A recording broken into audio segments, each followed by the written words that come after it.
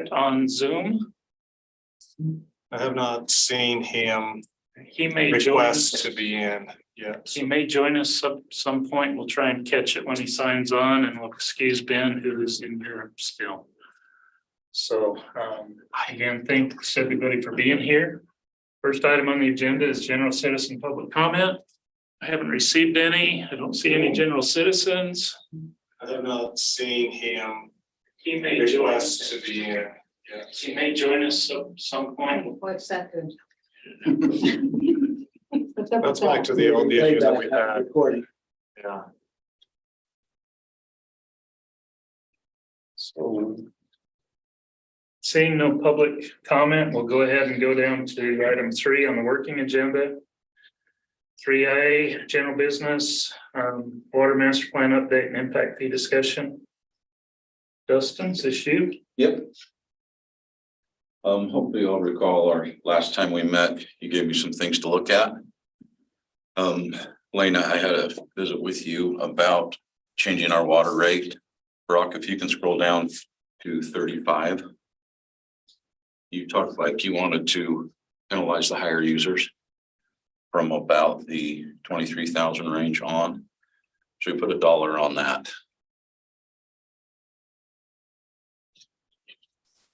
Right there, so with our recent regional water impact or water rate increase, we've jumped to 92 now. And then on up the scale. So once they get into that $23,000 to $30,000 range, they're really going to start to pay. We'll hopefully promote water conservation. So I have one other question. Can I ask a question? Absolutely.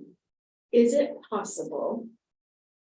Because where we live geographically, our usage is so drastically different between winter and summer. Would it be possible, so we don't completely kill people during the summer when we know their usage is going to increase naturally, to do 2 different tiers? Maybe have a traditional tier like this that's from October to March or whatever the months are, and then do a seasonal tier that goes from April through September.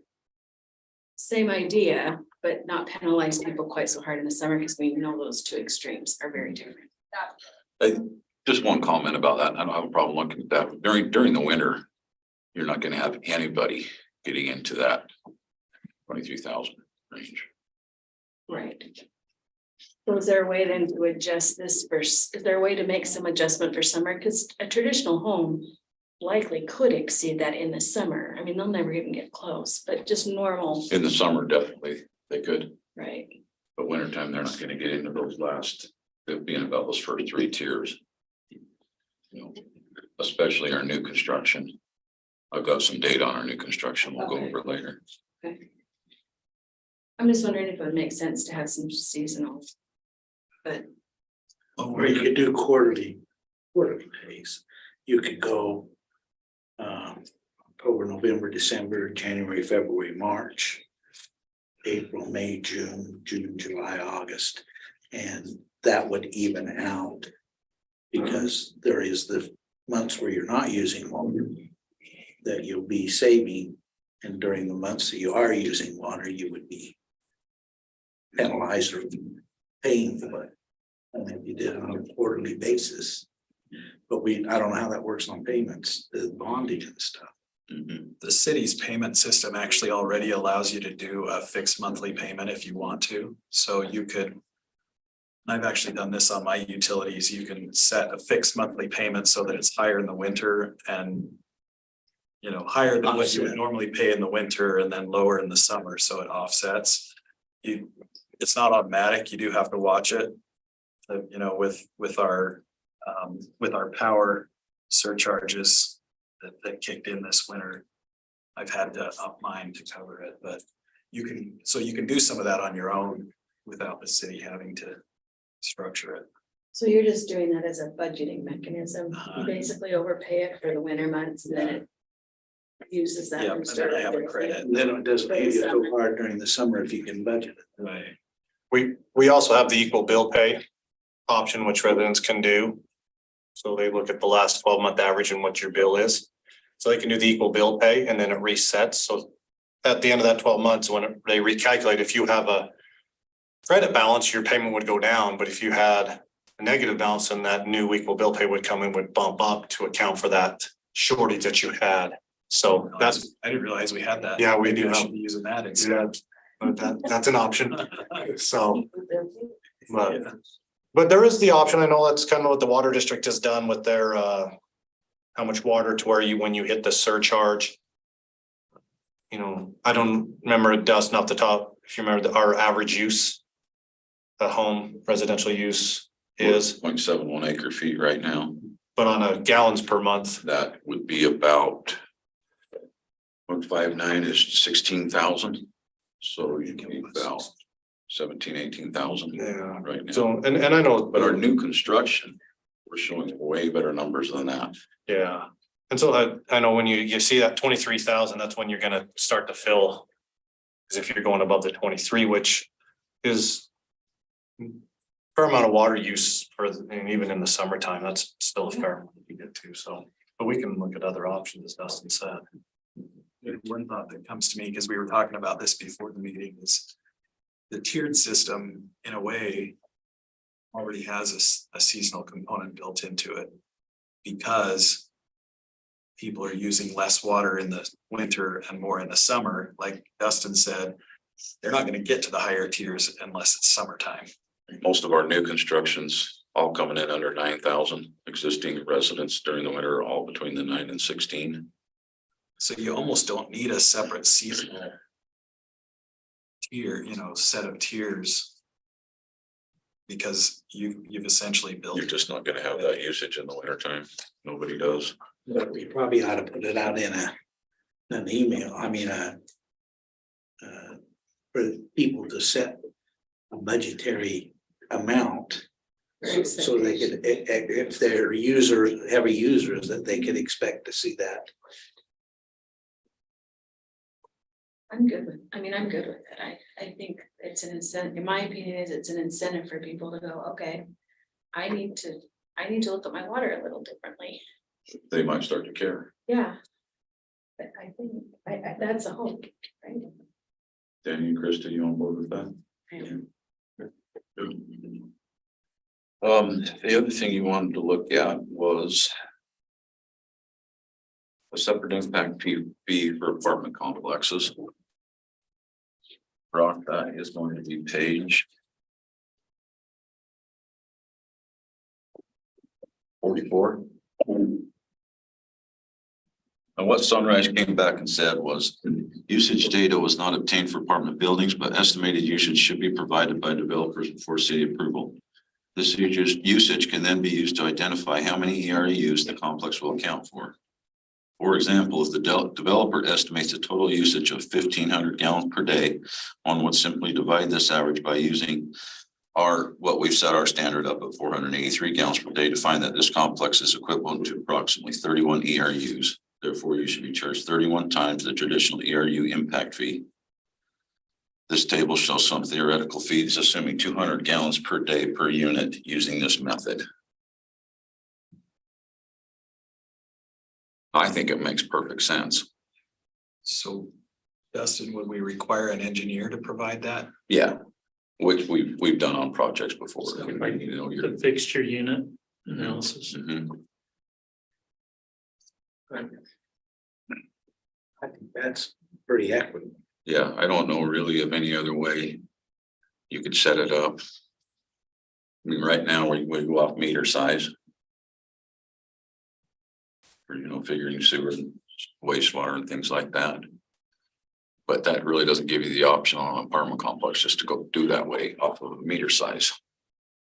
So you'd have, the developer would provide an engineer report talking about their The gallon per day usage. daily usage, Mhm. and then you would back that into the impact fee by the number of ERUs that equated back to.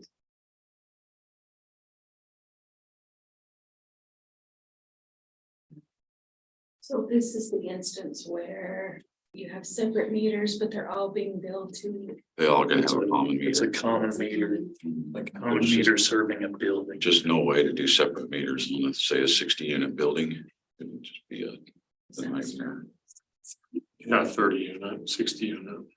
So this is one for where Robert Smith's doing, that'd be one like our Mhm. first one we would experience. Instead of estimating a meter size and paying on the meter, you would estimate the consumption and pay on the consumption. You upsize the meter. Be conservative and upsize the meter and not have to worry about paying it. Yep. Everybody good with that? We're looking to the engineer to provide that number. Mhm. There's a method in the plumbing code that spells out how to do it. They count fixture units like your hot water heater, your dishwasher, the actual plumbing fixtures that are inside the unit itself. And they have a daily rate that each one of those gets charged. And so you calculate that usage per unit based on the fixtures that are inside the unit. It's pretty standard practice. Right? Yeah, it is. My question is, if I have an apartment that's a 3-bedroom, 2-bath. And we're counting drainage fixture units, how's that different than my single family home that has 3-bedroom, 2-bath? The only difference outside water, which we're starting to restrict anyway, so. It's, yeah, that's still the answer to your question. The difference is the outdoor water. I have just a touch of heartburn. Is it penalizing or subsidizing? Subsidizing Is subsidizing the single family home or the apartments? apartments. So you think the fixture unit count's gonna be low? Well, I think it's comparable to a single family home. If you have an apartment that has the same amenities, same fixture units as a single family, less some outside irrigation. Then the single family home chooses to go xeriscape, then they're not getting a break where the apartment would be. Would you let them put in a smaller meter? And for the single family home, Family home. I would, but I don't know the conservancy district has anything less than a 5/8. Would That we call a 3/4. Because the next owner can change it.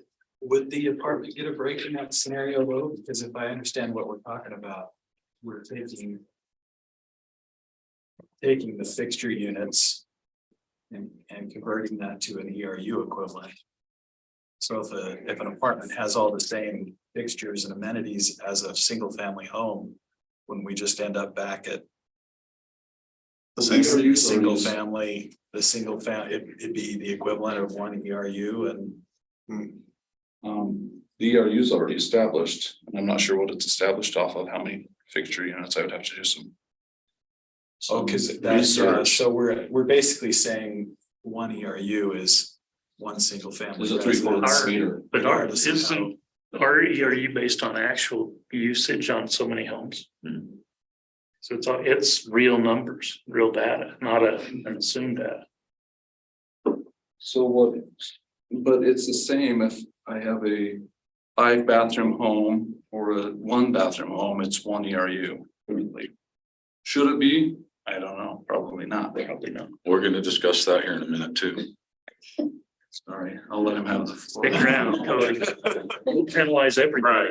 Active one right now, he's in racks two. Because that's a big apartment. A lot of them are 2 bedrooms and a bath. I lived in one like that for 5 years and some are 1 and 1, but 3 and 2, that's a big apartment. Yeah. And then the water abuse too. Yeah. I don't, that's Yeah. a different Yeah. side road. When you have a common meter, you can just leave that thing on, it doesn't matter. You can see that there's an impact fee break there from a single family home, because you got 10 units here with an impact fee of $12,000 of 4 ERUs. So we're looking to raise the impact fee between $300 to $3,500. And this is, Complex is getting a break. they're getting a break on the impact fee. They're still paying 100% of their usage. Their monthly usage is still gonna be based on what they use. This is just the impact fee on the system. Well, Jared had brought up, or he made a statement a few meetings back about the impact of high density as opposed to medium or low density. We're gonna talk about that too. Appreciate you staying ahead of us. No, I just want to be involved. Stay in your life. I'm gonna star my item. It's actually Jim's item and we'll go from there. Great. Cheers. So it sounds like we like the apartment complex. Impact fee. I think it's an equitable impact. Seems reasonable. Keep going with the rest of your. They've done it for other cities. Okay, the next one was square footage of a home. Do we give them an impact fee break? Scroll down just a hair, Brock. Sorry, which other cities? They didn't tell me. Oh. I can find that out They're though. in other states. They used to do it a lot. All your commercial typically does it. Okay, It's a standard practice. Calculate it that way. Used to do it size meters. And then the cities didn't like that because they felt, the field guys didn't like it because they felt like it wasn't big enough. So they started standardizing meters instead of doing fixture units. Sorry, can I ask a question? Absolutely. If you're doing fixture units with apartments, why not just do that across the board and single family as well? We And could, you're equitable across the board. yeah. I agree with you and I like the idea of doing it that way. How do you take into account your outdoor use? Pools, outdoor use. Well, I assume you could factor that in. I'm sure there's a way. I don't know. I don't know. And you hope they're doing secondary. Good question. Gotta do an occupant count too. That's the thing right there. Occupant count. But And that's getting more and more applicable. You do an occupant count in addition to a fixture, No, you can't do an occupant count. right? Because you don't know who's gonna live there, but you know how many bedrooms there's gonna be and how many bathrooms.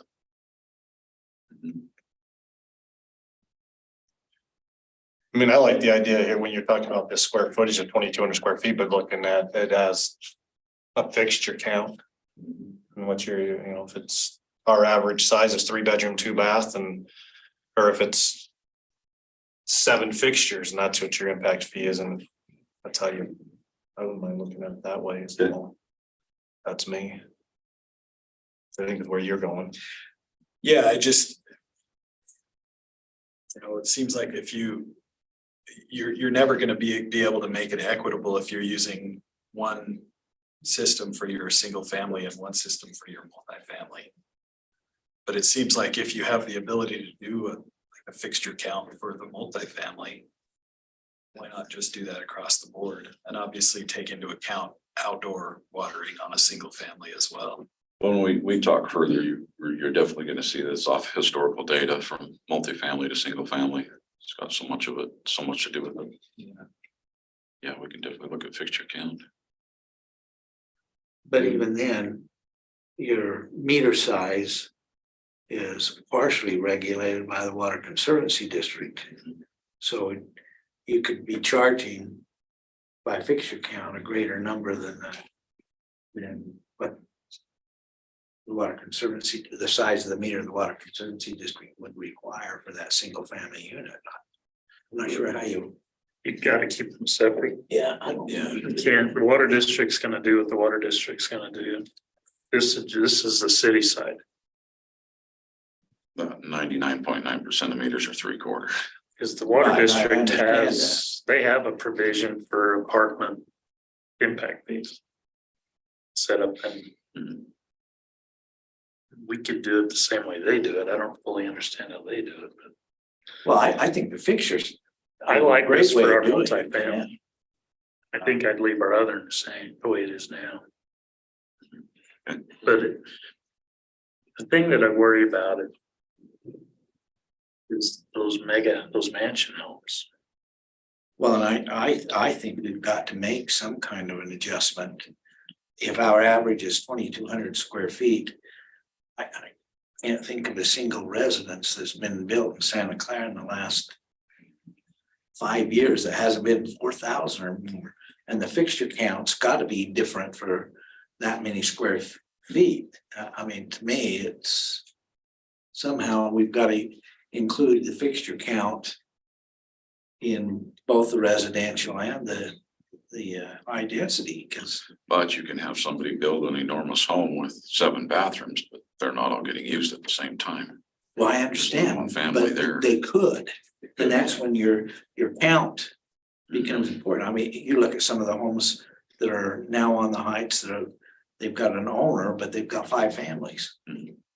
I mean, and they're using all the bedrooms and all the bathrooms, and they're using it multiple times more than if it were a single family home. Mhm.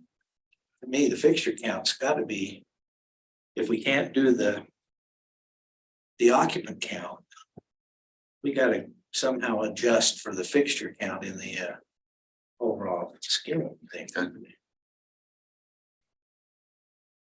I agree. Well, let me just run through the square footage that they did on the analysis. City staff estimated the average residential unit to be approximately 2,200 square feet. This is what's been identified as one ERU for this report. Because usage may vary depending on dwelling unit size, the city requested potential varying fees based on square footage. The city can consider charging new developments based on equivalent proportion of the average ERU. For example, if a new home is 10% smaller than the average 2,200 square foot, they may qualify for a 10% reduction in impact fees. This table shows some potential fees varying on based home sizes.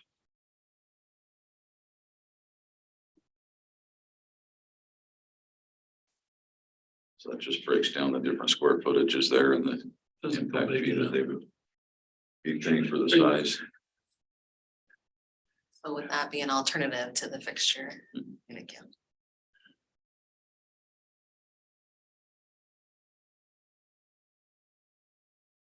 When you can, so if you do it this way, you're not collecting your impact fee until building permit. Water district under the will serve is going to collect the impact fee of plat.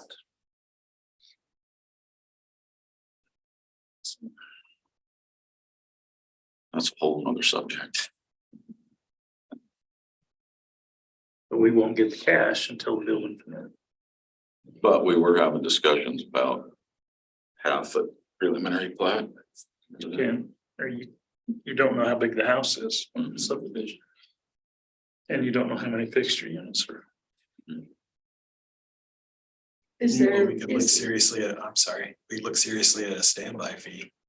I mean, that's what you charge per, a percentage, I guess, of your justifiable impact fee at plating, and then they make it up once they figured out exactly what it was.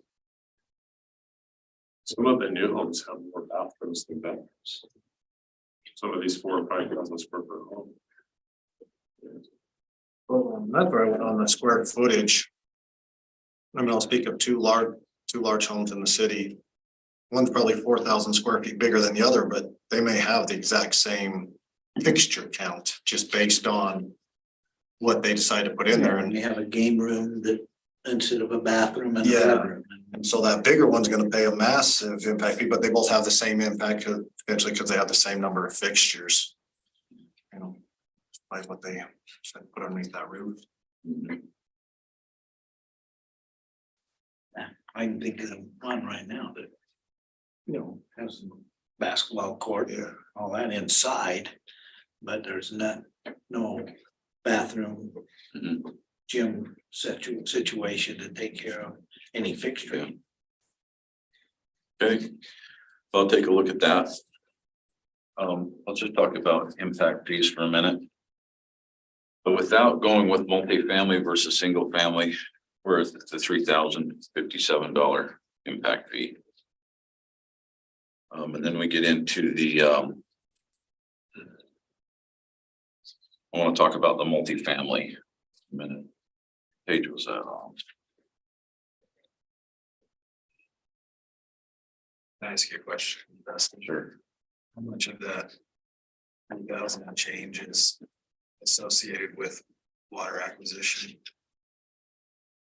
What component of that?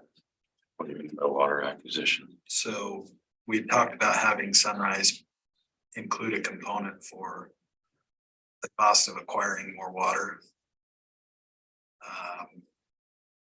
You know what? We haven't put anything in there for that, Yeah. other than water shares.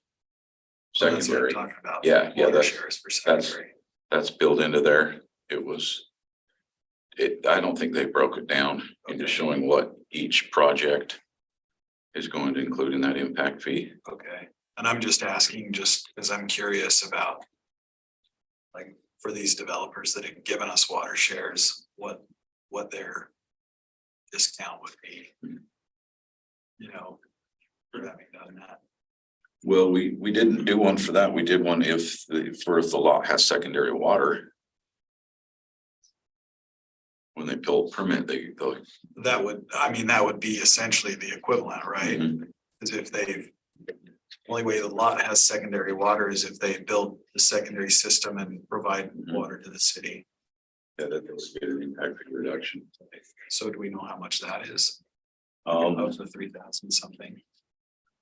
So it looks like in here in the bottom, in addition to water share purchase, they have an amount of $363,000. So it's not a very big. part of it. no, it didn't jump up very much. But what we're proposing is, if they have secondary water on the lot, $2,600 would be the impact fee, $2,689. Down from, But that has to raise the culinary impact fee to $34.56. Is the downside of that to cover our projects. I see. So any impact fee break that you do, We got one say side. secondary or multifamily, Still got two potentials. the single family impact fee has to go up to cover the $12 million in projects.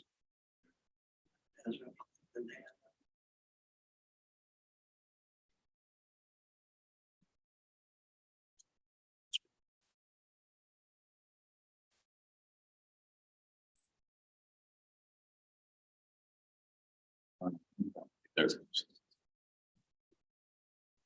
But what I found out on the impact fee for multifamily, we kind of went over this last time. We're estimating 30% of the new growth is going to be multifamily. Which sheet are you on, Dustin? I am on 44 again at the top. Well, that would give in a townhome an impact fee of $1,823, which drives the single family impact fee up to $3,585. And what I've found out, Sherry Layer, our utility clerk, did extensive work on this. Find this out for me. So I took a unit of single family, a subdivision of single family, and I took a subdivision of multifamily, Desert's Edge. And what I found out, it's the same acreage. So what I found out in Desert's Edge is Desert's Edge or Desert Village? Desert Village, sorry. They're per unit, they're using just under 2,000 gallons a month. Whereas the average single family home, I was using Snow Canyon Estates. It's a new development over there. They're doing very little lawn, little piece about the size of this table on most of those lawns. They're already under the 0.59 standard, although they weren't in the requirement when we put it in effect at the time. So four townhomes is using right around 8,000 gallons a month. Whereas your average single family home over there in Snow Canyon Estates is using just under 16,000. So they're at 15,750. So they're under the 0.59 acre feet. And the townhome is well under the 0.30. So with that being said, you can see how much lower your usage is on 4 units versus one single family home. So I would say with that being said, given an impact fee credit is logical. To the townhome. Mhm. Just one more thing, for instance, all of Desert Village, 44 units, just used over 1 million gallons in a year. The whole thing. Now we're missing 20 units in there because it's not fully built out yet, but you take the average and roll that into 66 units. You're about 1.4 million gallons of usage a year. All of Snow Canyon Estates used 4.5 million. So it's significantly less water usage. Now you have to take into account that the multifamily is usually on a common meter, so there's no outdoor water. But did you add their outdoor water to it? Which good. They're not fully occupied, are they though? That's their village. The units I checked are, So I only that's- checked the first phase because it meant the same Okay. acreage. It's not the whole The thing, snowcast, no. or they mean the whole project. It was, I did it based off of acreage, so we knew that if we put this many single family homes on this many acres versus single family home on this many acres, what's the usage difference and should they get an impact fee break? So the It's million obvious. acres reflects 4 townhomes though, or the entire project? Say that again. The million gallons for a year. That was the 44 units that are being lived in. But to meet my acreage, I had to take the average and pretend like the other 20 units were built also. That gives us 1.4 million Okay, usage in the same acreage of a single family home that's using 4.5 million throughout the whole development. okay. I'm with you. So 4 to So 1. it's a, 4 to 1, that's why you said 4 townhomes to every one single family. right. It's 8,000 gallons versus 15, almost 16,000 gallons. How many, sorry, I keep interrupting you. That's opposite of what Jared was told about that. Well, I think when you add, if you add in, it's gonna adjust a little bit when you add in the outside, the common meter. Not very much. They desert scaped everything, no turf. Yeah, there's well, it'll be very minor. What's the densities of the 2 projects? 10.7 Or in the 10. at Desert Village. And they're quarter acre lots in Snow Canyon, aren't they? Mhm. Yeah, 10,000 square feet plus. So Can't rise rise. on the east coast. Mhm. So, but that's almost 4 to 1 in unit number too, so. So we're proposing giving them an impact fee of $1,800 versus $3,057. But it drives the single family home impact fee up to $3,500. What is it now? On the single family? 29. I think are existing. Is that right, Brock? What's our current? Current impact fee on water is 29. 1976 or 73? For single family. No, it's not. For a 3/4 inch meter. 35. Why does What's this, that? Just try to doubling it. That's the problem. If we drop the townhomes down to 1,800, we just have to drag the other one up to try to collect the revenue for the $12 million in projects. and that's on the assumption of the 30% townhome projects. Mhm. That's the thing. If we change that, we need to come Changes the back and whole thing. amend this. Yeah. That's a make an assumption on what our zoning is. Jim was able to find that out for him. So we're assuming from today forward. 60% of the permits are gonna be single family homes, 70. 70%, is that valid? With given Black Desert? I just don't know. I mean, that's the hard part. We don't know what Black Desert's gonna ultimately do. I mean, we know South Village, but we know the other areas, there's some that has been discussed as being more density, but in the long run, I just don't know what ultimately they'll decide to do. I mean, I could see them coming with density and see them coming with large lots. Next. Are you considering Clayton, Levitt's, Pioneer Point, their small pad lots as a single family or to like a townhome? I think single family. That's single family, because I talked to them too, and so those are single family. Okay. Townhomes are multi. Something that's attached to, Yeah. and that would be. I'm surprised on the 70-30. I thought it was closer to 60-40, but you know, it could change in the next 3 to 5 years. We come back and see what the numbers are. Well, because I mean, you look at if Regal goes, I mean, stayed that way. those are all would be considered single family. It's an apartment project. Yeah, that's. By definition, that would be common considered meters. multifamily, Yeah, common because they meters. had common meters. They're common meters, but they're 800 square They foot all- How much units for that? Yeah, common meters. for the size of an apartment. Didn't know that. Well, it looks to me like we could actually look at the overall land mass of Santa Clara City The Regal Homes And- project. as a Because they planning pitched it as a- tool. Determine Basically. a what you're going to horizontal do as apartment. far as Right. single family and 800 high square density. Well, I think that's what Jim went through and did based on what our, Tricky part of it is you've got that super large PD with 1,900 units that you don't know the mix. Yeah, Not the same. and South Hills. Yeah, the South. Lake Well, no, Hill. you got the Black Desert PD with the development agreement for 1,900 units. You don't know the mix. And South Hills was like 530 or something. Well, and really- Whatever that originally was. How much more private land have we got south of the river? I think everything's south pretty much has, The zoning in place. Yeah. And You've so- got, with the exception of the farms, yeah, that's right. and that's zoned RA. So. We went through all the vacant properties. And we did the numbers as per current zone unless we had something in process. Right, like a project or a development agreement. What's the impact to the fee? Say if it was 60-40 or 50-50, how did the two balance? We don't know that. Then what's that? I'd be curious to. If you had more single family or, I mean, excuse me, it's less single family, more townhome apartment. What the carry is on the, for the single family.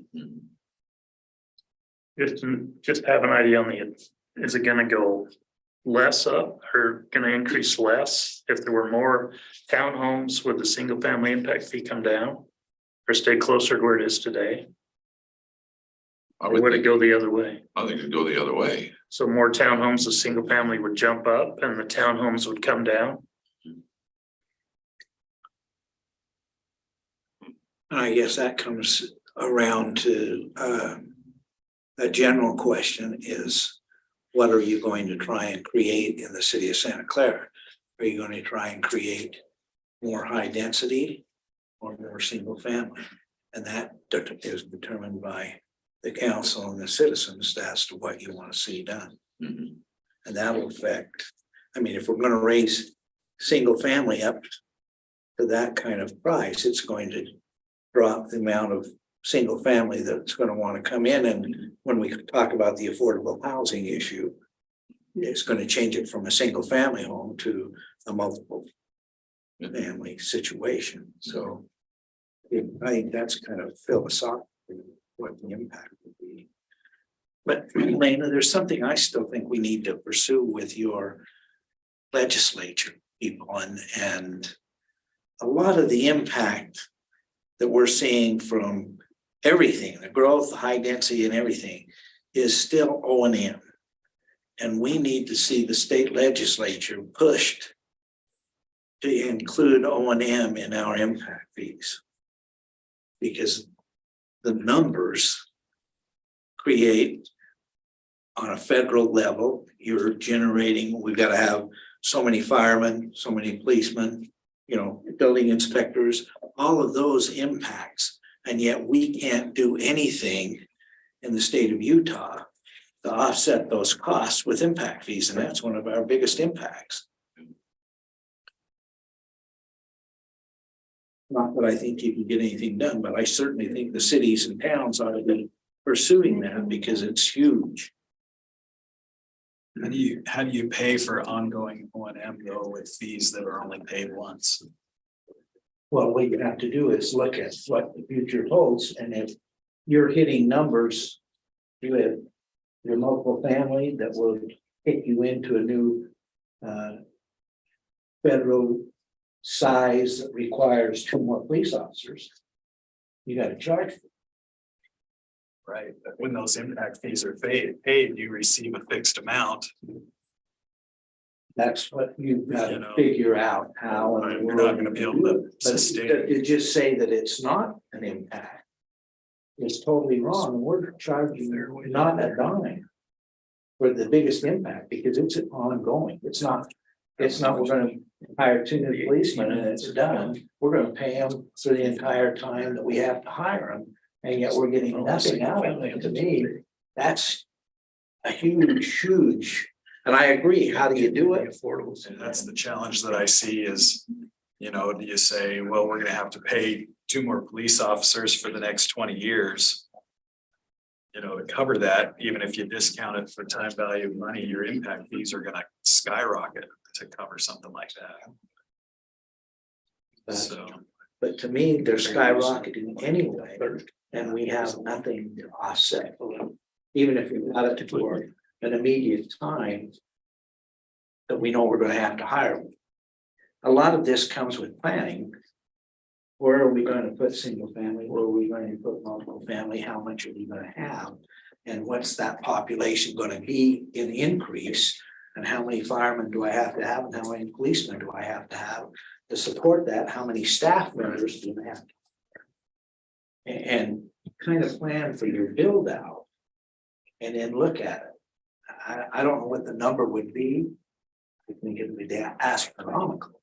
Because, but that's what we're gonna have. We're gonna have that cost. So if there's some way of getting help in offsetting that cost, then I think we need to pursue it. Maybe we just have Sunrise do a study on the fixture count, and that'll answer our questions on the townhome impact fee too.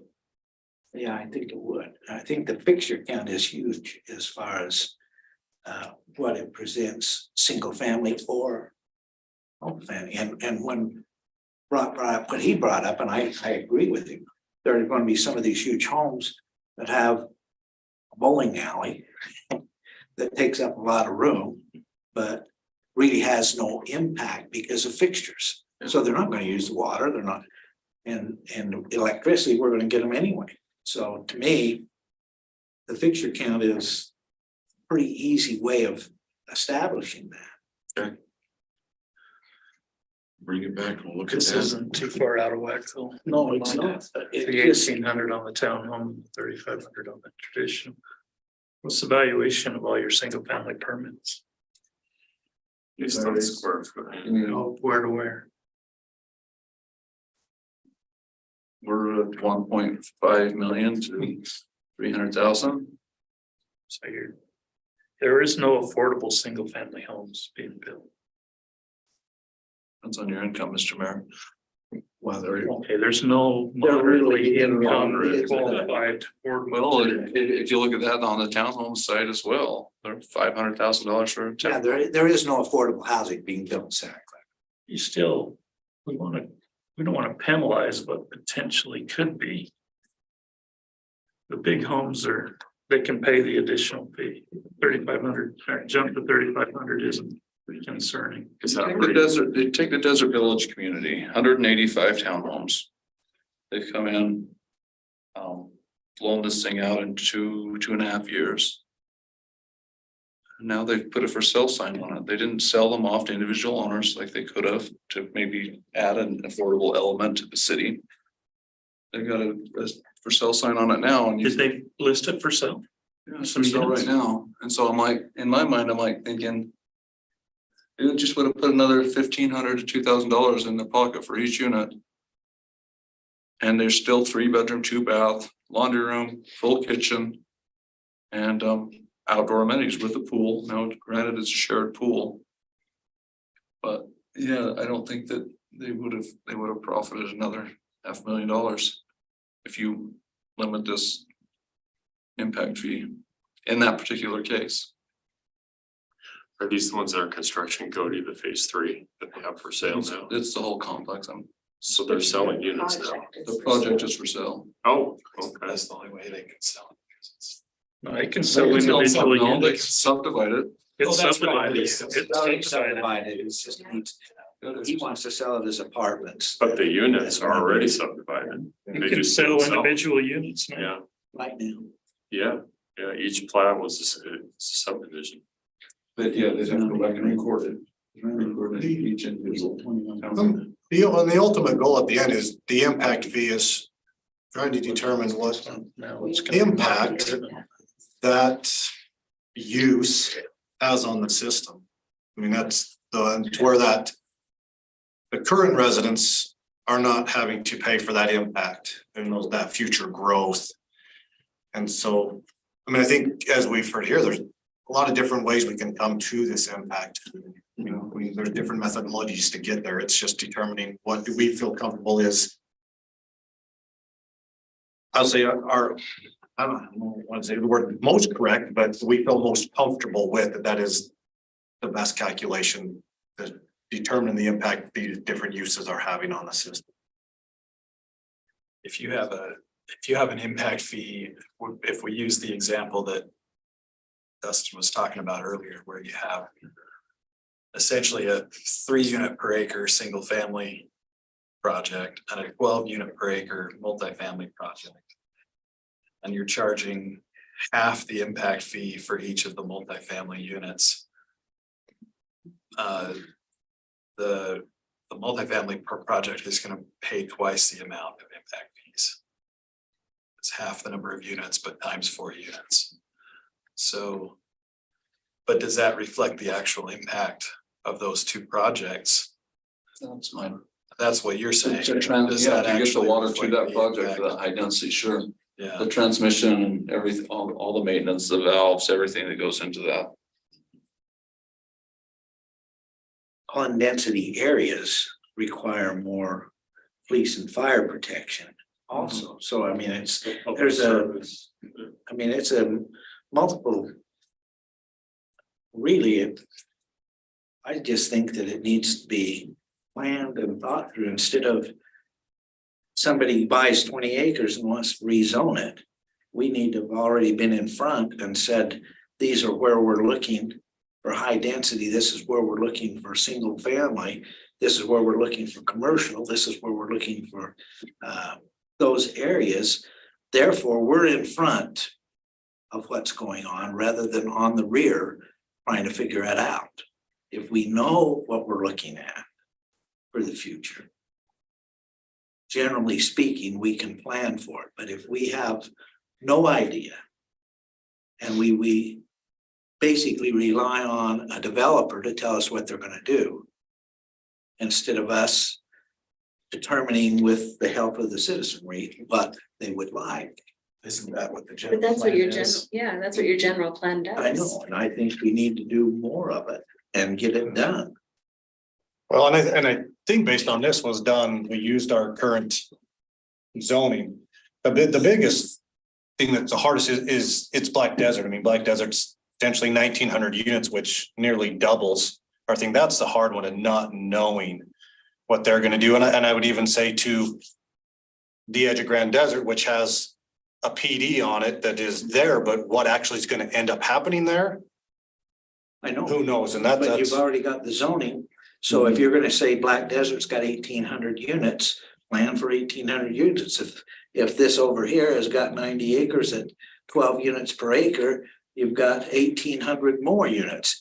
But that's what you plan for. And then in the interim, you look at your residential areas and determine what R110, half acre lots, what can be done and designate those areas. I mean, north of the river, pretty much everything until you get to the heights has been determined to be residential, but south of the river, there's going to be some changes. And depending on, I don't see it ever happening, the BLM ever selling the ground. I don't think that's going to happen, but if it did, you're going to have some other privatization, but with planning, I mean, at one point, we had Ira Hodges, the BLM planner, John Willie, the planner, and they sat down and master planned and then brought it to the community, had the community review it. And there were some things that were done that, I mean, we did away with mobile home zones and those kind of things. But if we're ahead of the plan, then we're not, when we determine what we're looking for as far as impact fees, we kind of know what water we're gonna need, what plans we're gonna need for electricity and stuff, and we have an idea of where we're gonna be. To me, this is, we're letting the cart drive the horse, and the horse doesn't know where to go. And it just looks to me like there's an opportunity right now with Black Desert. Knowing what it could be. And if it's gonna be, it could be 1900, you plan for 1900. I think We have a development agreement that says that, Matt. Yeah, that That's says better they can report. do 1900. The challenge with impact fees is you plan for 1900 units and then your density is less, you actually collect less impact fees. So let's say they decided to do 1000 units. And you've calculated your impact fee based on 1900 units.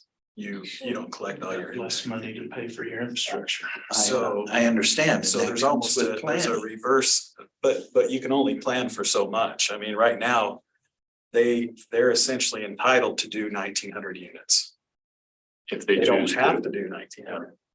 So it's the change, I think, that is the challenge. I mean, I think what Dustin and Sunrise have done is they have taken what's currently vested, which is the current zoning, and they've calculated these based on that. I don't know that they can do much more than that. Oh, I agree with what he's got up You here, know, I That's think not- what you're talking about, Denny, is updating our general plan, to the point where we kind of know what's Which is- coming in. which, yeah, you gotta do that anyway, but I just don't think that's gonna happen as part Well, of that's, this. no, I agree with what we've already talked about. I think as far as the ERUs and the fixture counts, I think that those will equal out and we do make the adjustments that we need to do there, but then that's immediate. Now you got some more to do and it's all based on planning. Just in the schedule of improvements. Is it based on 0.59 in Black Desert or 0.3? 0.3. We made the assumption in our line sizes that there's gonna be minimal, if no, outdoor irrigation on the whole 1900. Well, maybe their new wells got a lot of water. We don't. I don't know. I hate, they have that little article in the newspaper saying that they were self-sufficient, they had their own well. But you gotta defend them a little bit, because everything we've said in the newspaper hasn't been right on either. Hey, well, I'll come back with some info on fixture count. I just never did get a real clear consensus from you on this, the secondary impact fee break. The law has secondary water. How did you feel about that? I think you have to give them a break if they brought the water And build the secondary system system. secondary. You have that. We're What if they don't obligated to bring give them a water? break. Well, if they don't Like the bring Solis water, subdivision. I don't think, It would be less of a break. yeah, you have the elements in there. I think you just have to work backwards and say, if they didn't bring water, we still have to acquire water for their project, so they don't get a credit or a reimbursement or however we structure it I mean, for that. they build a secondary. But then they bring water or they pay an additional impact fee. Yeah, A lot of same thing. From the city of St. George telling you how much you're gonna pay for reuse water. How much it's gonna cost for the pumping and. It'll be a water district. And it'll be at least district cost. Yeah. No,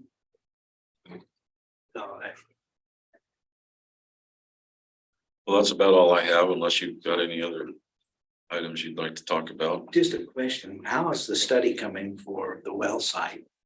That's coming up tonight. You want to hit it right now? Okay. I'll just. Cody, I'm not saying that. Just real quickly. They had the 5 sites that they wanted to come back and do a further study in. And they narrowed it down to 2. And they outsourced another geologist that's been tracking them up in Cedar because they were successful finding water in Cedar City finally. They did the same study for Cedar City. This guy came down and he looked at the two sites also and was on board. One of them is in the Solis subdivision, the other one's out in the South Hills. They're coming to the July work meeting to make their presentation to you. Give you a briefing of South Hills. South Hills, water in the South Hills that we would. Is it on BLM? And it doesn't matter. The number one spot, Solis. So we have one side. It's not in order to do something. Better buy a lot. And protection.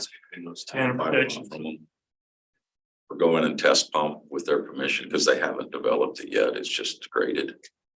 Go Which and phase test is pump it? it. 6. It's up on the north end. Right up by Does it Hamlin. extend it, does 1,000 feet extend into Ivans or the 100, whatever the protection zone is, 100 feet? It's just this side of the Hamlin Parkway. I mean, they had some success at all 5 of the sites, but the one that showed the best was in the Solis. How deep was it? Well, they're a little scared. They keep saying you're gonna have to go 1,000 feet. It doesn't scare me. All ours are 1,000 feet. Yeah. I want This to 1,200 1,200. scare me. I was worried if it was gonna be shallow. Well, they say you're gonna hit water at 300 or 400, which did in Snow Canyon. We hit water at 400. But we drilled to 1,000 and 1,200. Be interesting presentation. Anyway, you'll see them in July. So that's What what day in July? What's that? With me. 19. I'll pull my calendar tonight. I trust Dustin. I think I can zoom in from Alaska, but 19th. You might have to cancel your Alaska. no. He goes on those trips. He comes home in a really good mood. So let him go. But here, actually, I'm back from Alaska, so I'll be in a really good mood. I get back on the 15th. Yeah. Well, that's all I have, unless you have anything else you'd like to add.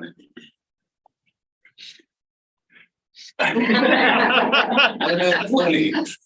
We'll talk about it over lunch. We'll talk Talk about it later. over lunch. I'll buy you lunch. Tongues just I want like to that go, right I want to go to this one. Oh, It's Paula's every Thursday, 11 o'clock. 11th. Happy hour. He's hungry by 8:30. It's not my fault you can't schedule your Thursdays right. Okay, that's it for me then. Thank you. Okay. So there's nothing in your packet on this, but 60 minutes.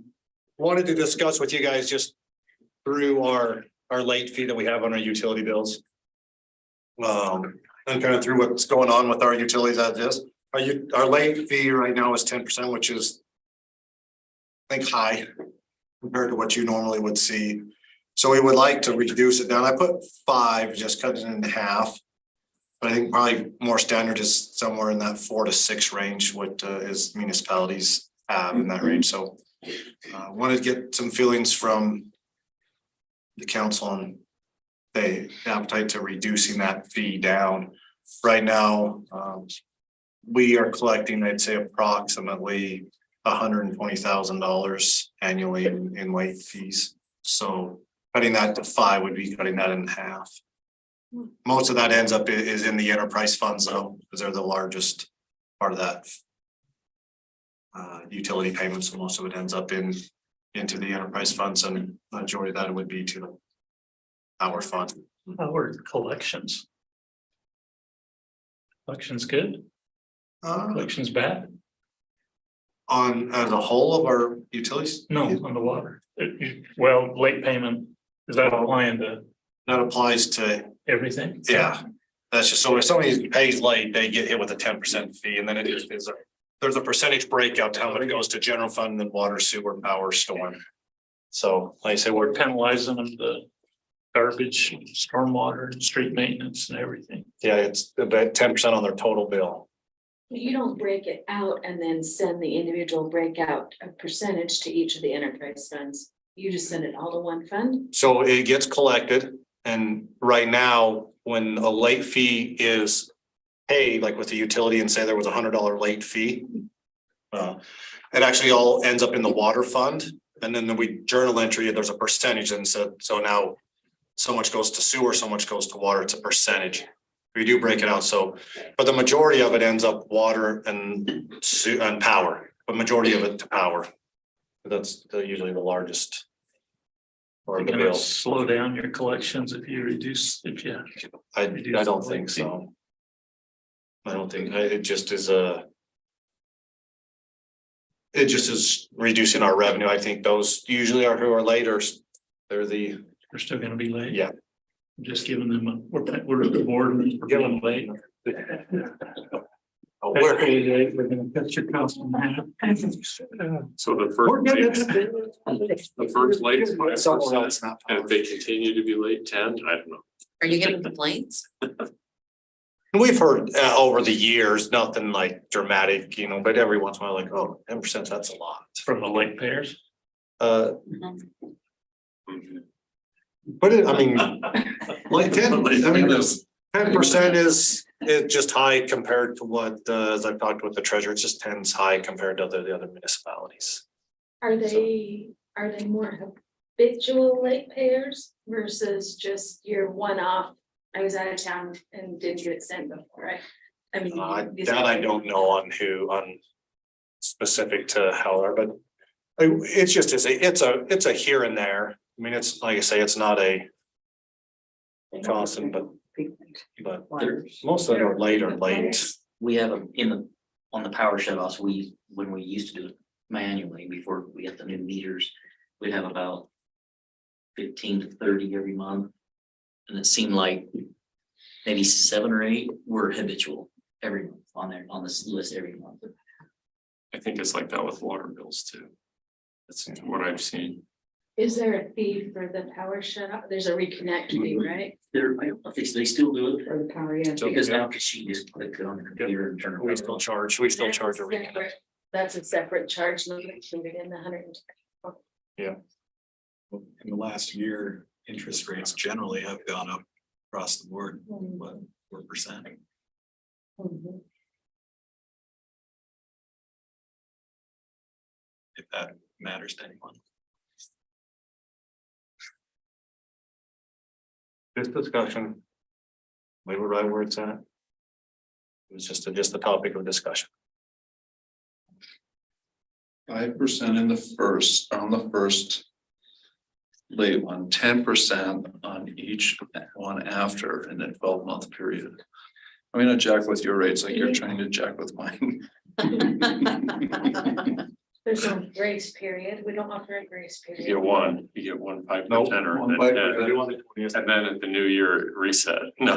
The 5% or the 10% is a one-time late fee on that bill. So that amount doesn't get charged another percentage later. Unless they accrue more and then they're late again. They could be late in the fall and next month too. Yeah. So it could be a. The late fee goes on the next bill. Okay. They get shut off sometime in between, right? They're not gonna keep compounding, you're gonna go shut them off. Yeah. But yeah, they would also, if somebody came in and said, okay, my bill is say $500, all I can pay is $250. And get like kind of on a payment plan, we'll pay, but they're gonna get hit with that late fee still. Just like if you're on, as Matt talked about his budget plan, how he did it. But say he did it and he was late, or not late, but was just, I say late, made his payment, or it was short, Which has happened. $100, he would get hit with a Maybe 100 or. on the 100, on what he's short. But just that one time, it's It's just just, yeah. 5% every month. Yeah. If you hit with 10%, so that bill would show up with a $10 late fee. I'd be more inclined to push the date with the grace period, or you don't get it on your first month, but you get it on the second month, than to change the percentage, I guess. Actually, It's not- it's habitual and It's not helping your habitual. individuals are gonna get hit, so it's good to me.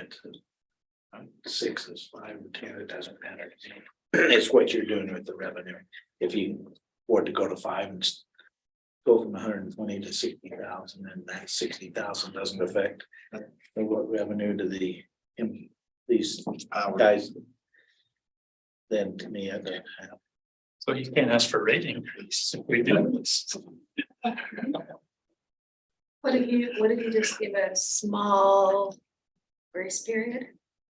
Just to catch so you don't have the people that are just the one-off, just an oversight, but they generally pay every month on time, right?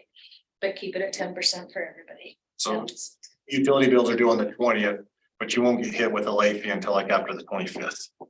Actually, grace period. Which has to be something like that because that's when utility bills are then sent to be Right. printed, so. Right, you just give them a short window, because if it's just an oversight, I mean, if it's just an oversight, people probably realize that pretty quickly, right? Well, if they call and say, you know, we went out of town, like slipped my mind or whatever, or they couldn't get in here. Sherry will give the one timers. A waive the fee, will waive Oh, the she- fee for them. She does it quite often. She gets that same So call that 30 one days time later. one, Yeah. she'll waive it. So then the only Not people getting person. charged the But, 10% are the habitual. But the repeat ones. it's every month. Rock, I think St. All right, I think St. George gives you All a right. 5-day grace on their utilities. all right. Yeah. Thank you for that discussion. Appreciate that. It's fun. Yeah, it was good. Good exercise. Glad we had that. All right, moving on to item 3. Very good people in more money. Talk and about a power, little but- solar agreement and fee structure discussion as well, so. Glad we got that 10% and don't ask for a reduction. Right. Yeah, I don't want you sitting with a fee, another fee increase. Before with the solar agreement, may I ask a question? Is it mandated by state law or federal law that we subsidize those that have solar? No. I mean, subsidize them. We can supply for a I mean, I've got a. When I built my second home in Santa Clara, I put solar on. Okay. And it was a $7,000 fee to put solar on, and I figured over 7 years, I would recoup the $7,000. That was my savings. Why are we giving a financial break to those that are putting solar on, because they're gonna get it in their utility bill anyway? I mean, that's just a question. Did your 7,000 pay off? No, my solar didn't work, but I had to still pay. Every summer, it blew every valve. I had to pay to clean my garage every stinking summer, anyway. But the fact of the matter is, I thought I could save money by putting the solar on, and that was my incentive. I didn't know that we were incentivizing people to do that.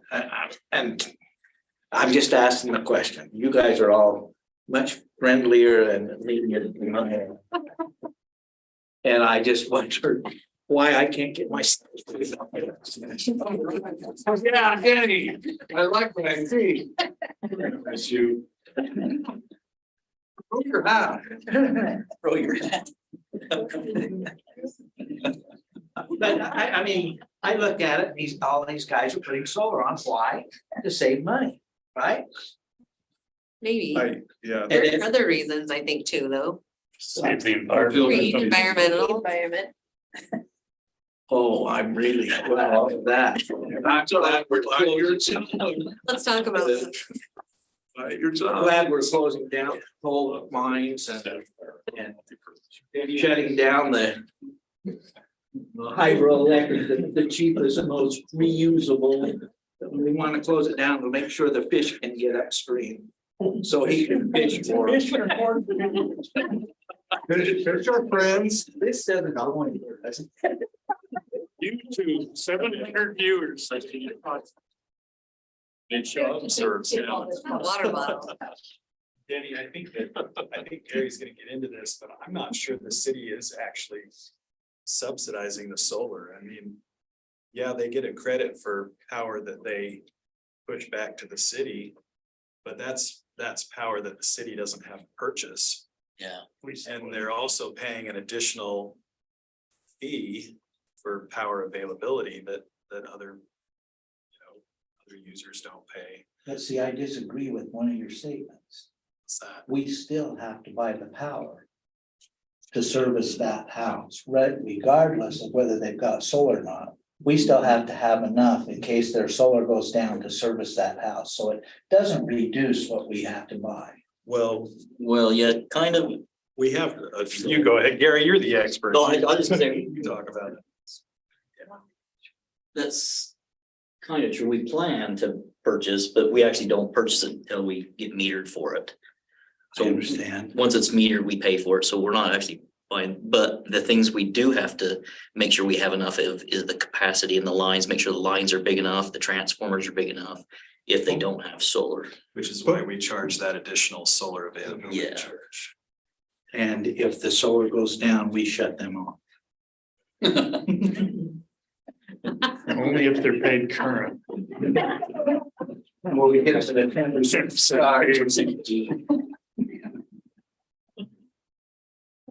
Sorry, what were you gonna say? I was gonna say that exact same thing, so. So where are we at? Is that it? We've just had a lot of customers ask that we look at reviewing this, like the last discussion we had last month. It is a lot with the 8 kW maximum and the $4 per kW charge. A lot of people, it doesn't pencil out financially for them. It doesn't make sense for them to get it. And I just feel, and other staff feels, that it's kind of hindering them from putting on solar on their house. So if we make some small adjustments, I think it makes it more friendly and more sensible to put solar on their homes. And you'll reimburse those that tried to do it early on. You bought into the snake oil. Gregson and Jacobson did. Jacobson put it on back in 1984. That was Daryl Stuckey, just did one.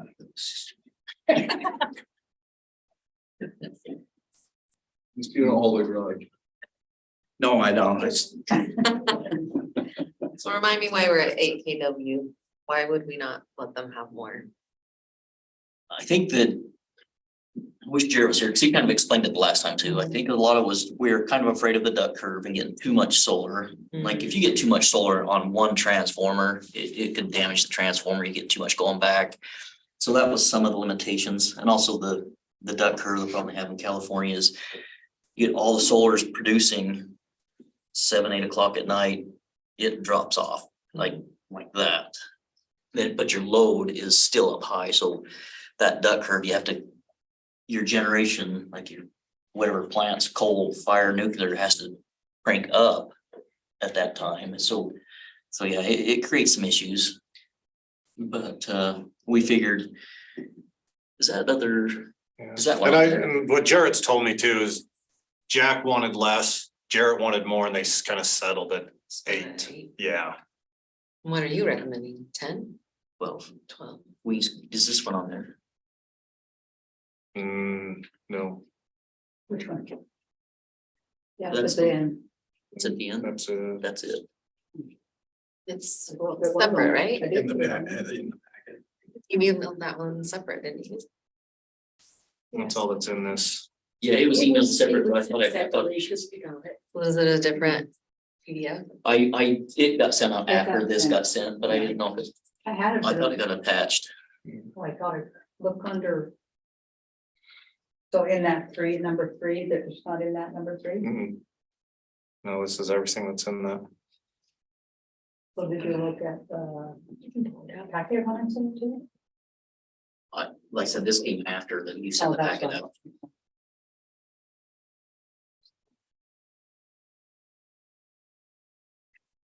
Where can we email to you?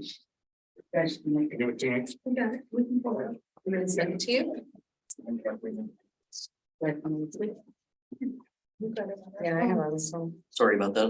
It's pretty light. Yeah, I don't want to, but it's Sorry.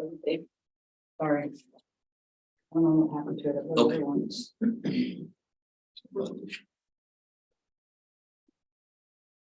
You think the 12 will not cause any damage? I don't think so. The average home in Santa Clara uses 3,700. I mean, sorry, 13,700 kilowatt hours per year. And that calculation's on there. If you divide that by 1,200, that gives you how many kW you'd actually need for your home. And that comes out 11.4. So we figure just the average, figure the average home, if we just went to 12, that most average homes would be able to put 12 on there and pretty much cover what they need. Summer months, no. Winter months, yes, with excess. I mean, that's the average, a yearly average. You're still using the 120% rule though with the 12 kW. That's gonna be part of the session. Yeah, if we cap it at 12 maximum. We could also add, like, Washington City has 120%, whichever is less. So if you get a small home that puts 1,200 on, it's more than you need. We don't want that. So we can add in an adder like that, or 120% of the annual maximum monthly usage. Whichever is less, the 12 kW or the 120%, whichever is less. And then just have a formula for brand new homes? That was an issue with Washington City. They says most new homes don't install solar when they're built. Okay. So most of the time you do have some history that you can pull data from to get that average. If not, if there is a brand new home that wants to put solar on, we could probably just do some comparables with homes of that size and figure out what their usage is. I mean, that's about the best you can do.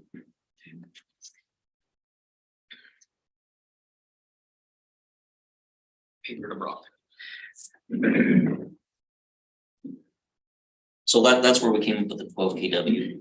That's the average home in Santa Clara. And the solar reliability charge, the first 10 or 12 customers, that's what they're at. And when when Jack redid the agreement and did the study, it went up to the 405. It was actually 413. I don't know where it ended with 405.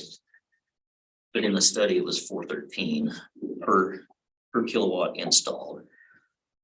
So just to help the customers out, just reducing that in half. And but also, I don't know, let's talk about that for what's your thoughts on reducing the solar reliability charge to 205? As far as revenue, I mean that you go from 15,300 to 7,000, so it's almost in half. As far as your maintenance, what are you thinking that it costs? I really don't think it's gonna be that much of a difference. So What I'm saying is that's still enough to offset the 7,000 going to be enough to offset whatever maintenance issues you have with the solar. well, I think so. It's just a revenue that we're just gonna lose. But like the Is that on a home or is that system wide? 7,600 that's for however many customers we have. per customer? No, not per customer. That's That's total. total system that's currently In sold. 2022, yeah, the 2022 number of solar customers that we had. So that'll increase as the more customers we get. You're gonna But it also get saves, some of it back on next item. yes, we'll get some of it back on the next item. But the more solar we do have, I mean, that's less we have to go into the market for and resource, so that I think it kind of balances out.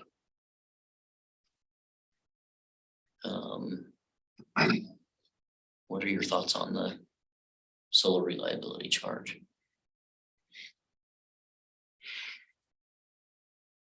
I know it's a lot of those guys' gonna help them a little bit. Yeah. For those that are complaining, is it gonna make a big enough, is that a big, is saving them $2 gonna be a big enough difference? Well, they have it. It's $24 a year, right? Yeah, it helps. It shows that we're That's trying. per So kilowatt it's installed. $2.05 per kilowatt installed per month. So if they do 12, that's $24 additional a month. Sorry, 20. Yeah, so it will shorten their return. Yeah, the return will be. Make it a little more money. I just figured out, hey, that revenue. 7,600. With interest, you break even. 84. So Real amounts of interest. Gary? You won't be able to vote on this. Yeah, the financial interest, you and Jared. Do you have any sense of how many of the city's solar customers also have batteries? I think there's only a couple, isn't there? There's one that was on there. The first 10 or so that have batteries, There's only been 2 that have been installed since I've been here. 2 cents. But there was probably, I would say 35 to 40 systems before I came over.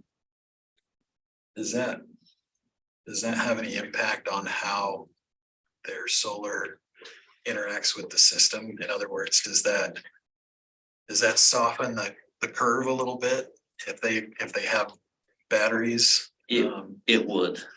Yeah, because then they're drawn on their battery after the sun goes down. After the for sun however goes down. long, how big their battery system is, yeah. Makes that drop off not so extreme. Mhm.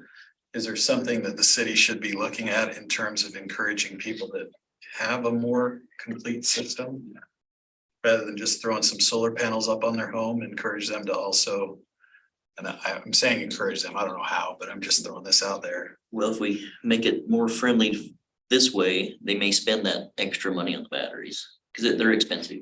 Yeah. Expensive, I think. Have you looked into it? No, but my neighbor who's been talking to you and Jarrett just mentioned, I can't remember, it just seemed like it was really expensive and they only last, they don't last the full length of how long it will take you to get your investment back. So you'd have to replace the batteries every.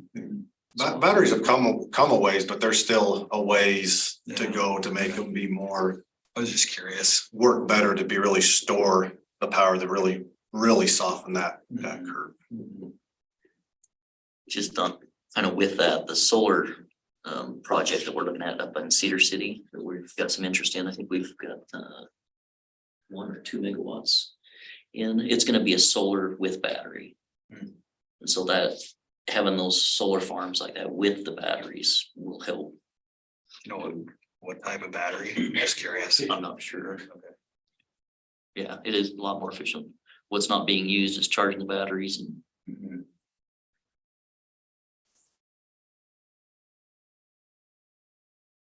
Are we okay? We're okay to present this next, well, on the 28th, maybe drop that to 205. What was the credit? What's the credit? We Okay, have a credit of 6 per kilowatt and credit. Are you saying to?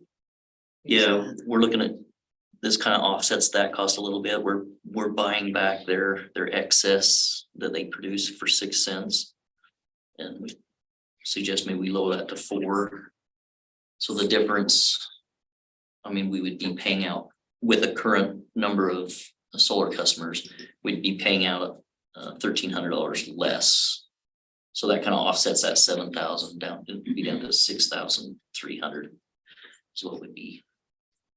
Yeah, if you look at this chart, you can see most municipalities are at 4 cents is what they're buying back out. St. George, Washington, Hurricane, Dixie Powers, closer up to where we are at 6. So. That's, most times that's a steal compared to what you have to pay for power on the market, right? Oh, yeah. Yeah, we're getting pretty cheap. Even at 6 cents, I assume that's well below what you're paying on the market for power. It depends, right? We looked at it today and it's actually pretty cheap right now. Is it really? Yeah, Compared to surprisingly, how, what was it at? Just out of curiosity. $30, $40 per megawatt, 3 or 4 cents.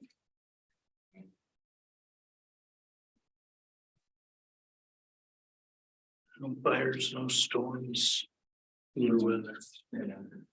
So like, realistically, we're not obligated to buy anything back from them. But I mean, this is kind of an incentive too, is I guess is how it's set up to. For them to put solar panels, any excess, they're not losing it, still get something in it.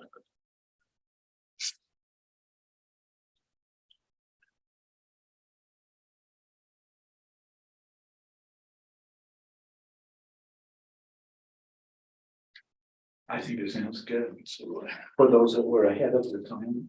The pioneer, Jimmy. Primary, and then Lena, if you any thoughts? You're talking with Jared. I mean, we talked going just around 10, but after I kind of started looking at this formula, what the average home and sanitary uses, we figured we went up to 12. And then with also the, like I said, that 120% figured in there, so a small home doesn't put way more on than they need. So everyone starts putting in solar now, then. You have to adjust some routes. Everyone says, wow, they dropped their reliability charge. If what, now what was If the, everyone says they've dropped their reliability charge, let's go get our solar now. you know, I just looking at Washington cities, I was talking to Rick Hansen over there, their director, and he's got a new policy. They're looking at redoing their policy. And they gotta have a cap. This is something that I'll bring up when we do the policy, but since you asked, we'll mention it, but they actually have a cap. This isn't approved yet. I don't know when he's taking it to council, but Washington City also desires to set a capacity cap of 4,000 installed kilowatts. So what that is, 4 megawatts of renewable resource allowed to connect to the city distribution system, after which applications for connections will no longer be accepted. So once they reach that cap, they won't allow any more solar on their home. Each home. Any Citywide. citywide, First come, a citywide cap, first come, first served. Anywhere close to that? I don't know. I didn't know, he didn't mention that. He just sent me the document and I started looking at that. I thought, wow, Why is that though? just, I don't know. It's just for the It's their system. plan. One way to manage the impact. so they can manage the plan. So right now. One of them colored lines in your, what do you call it? Some sort of capacity No. table. Yeah. That's a cold. So There's a solar is cheaper. Yeah. any other questions on, It's not you, Brenda. So this would come back on the 28th with a public hearing Right. on the 28th. we're okay with that? If you're good with the proposed of going to 12 kilowatt installed, reducing the solar reliability charge down to $2.05 and reducing the excess credit purchase back to 4 cents per kilowatt. You know, but you want to call them and find out why they are putting up. Yeah, Yeah, Just. and wear that with pencil for us. Yeah. well, the big advantage Washington has is Rick Hansen is an engineer, electrical engineer, so I'll ask him. Disadvantage, advantage.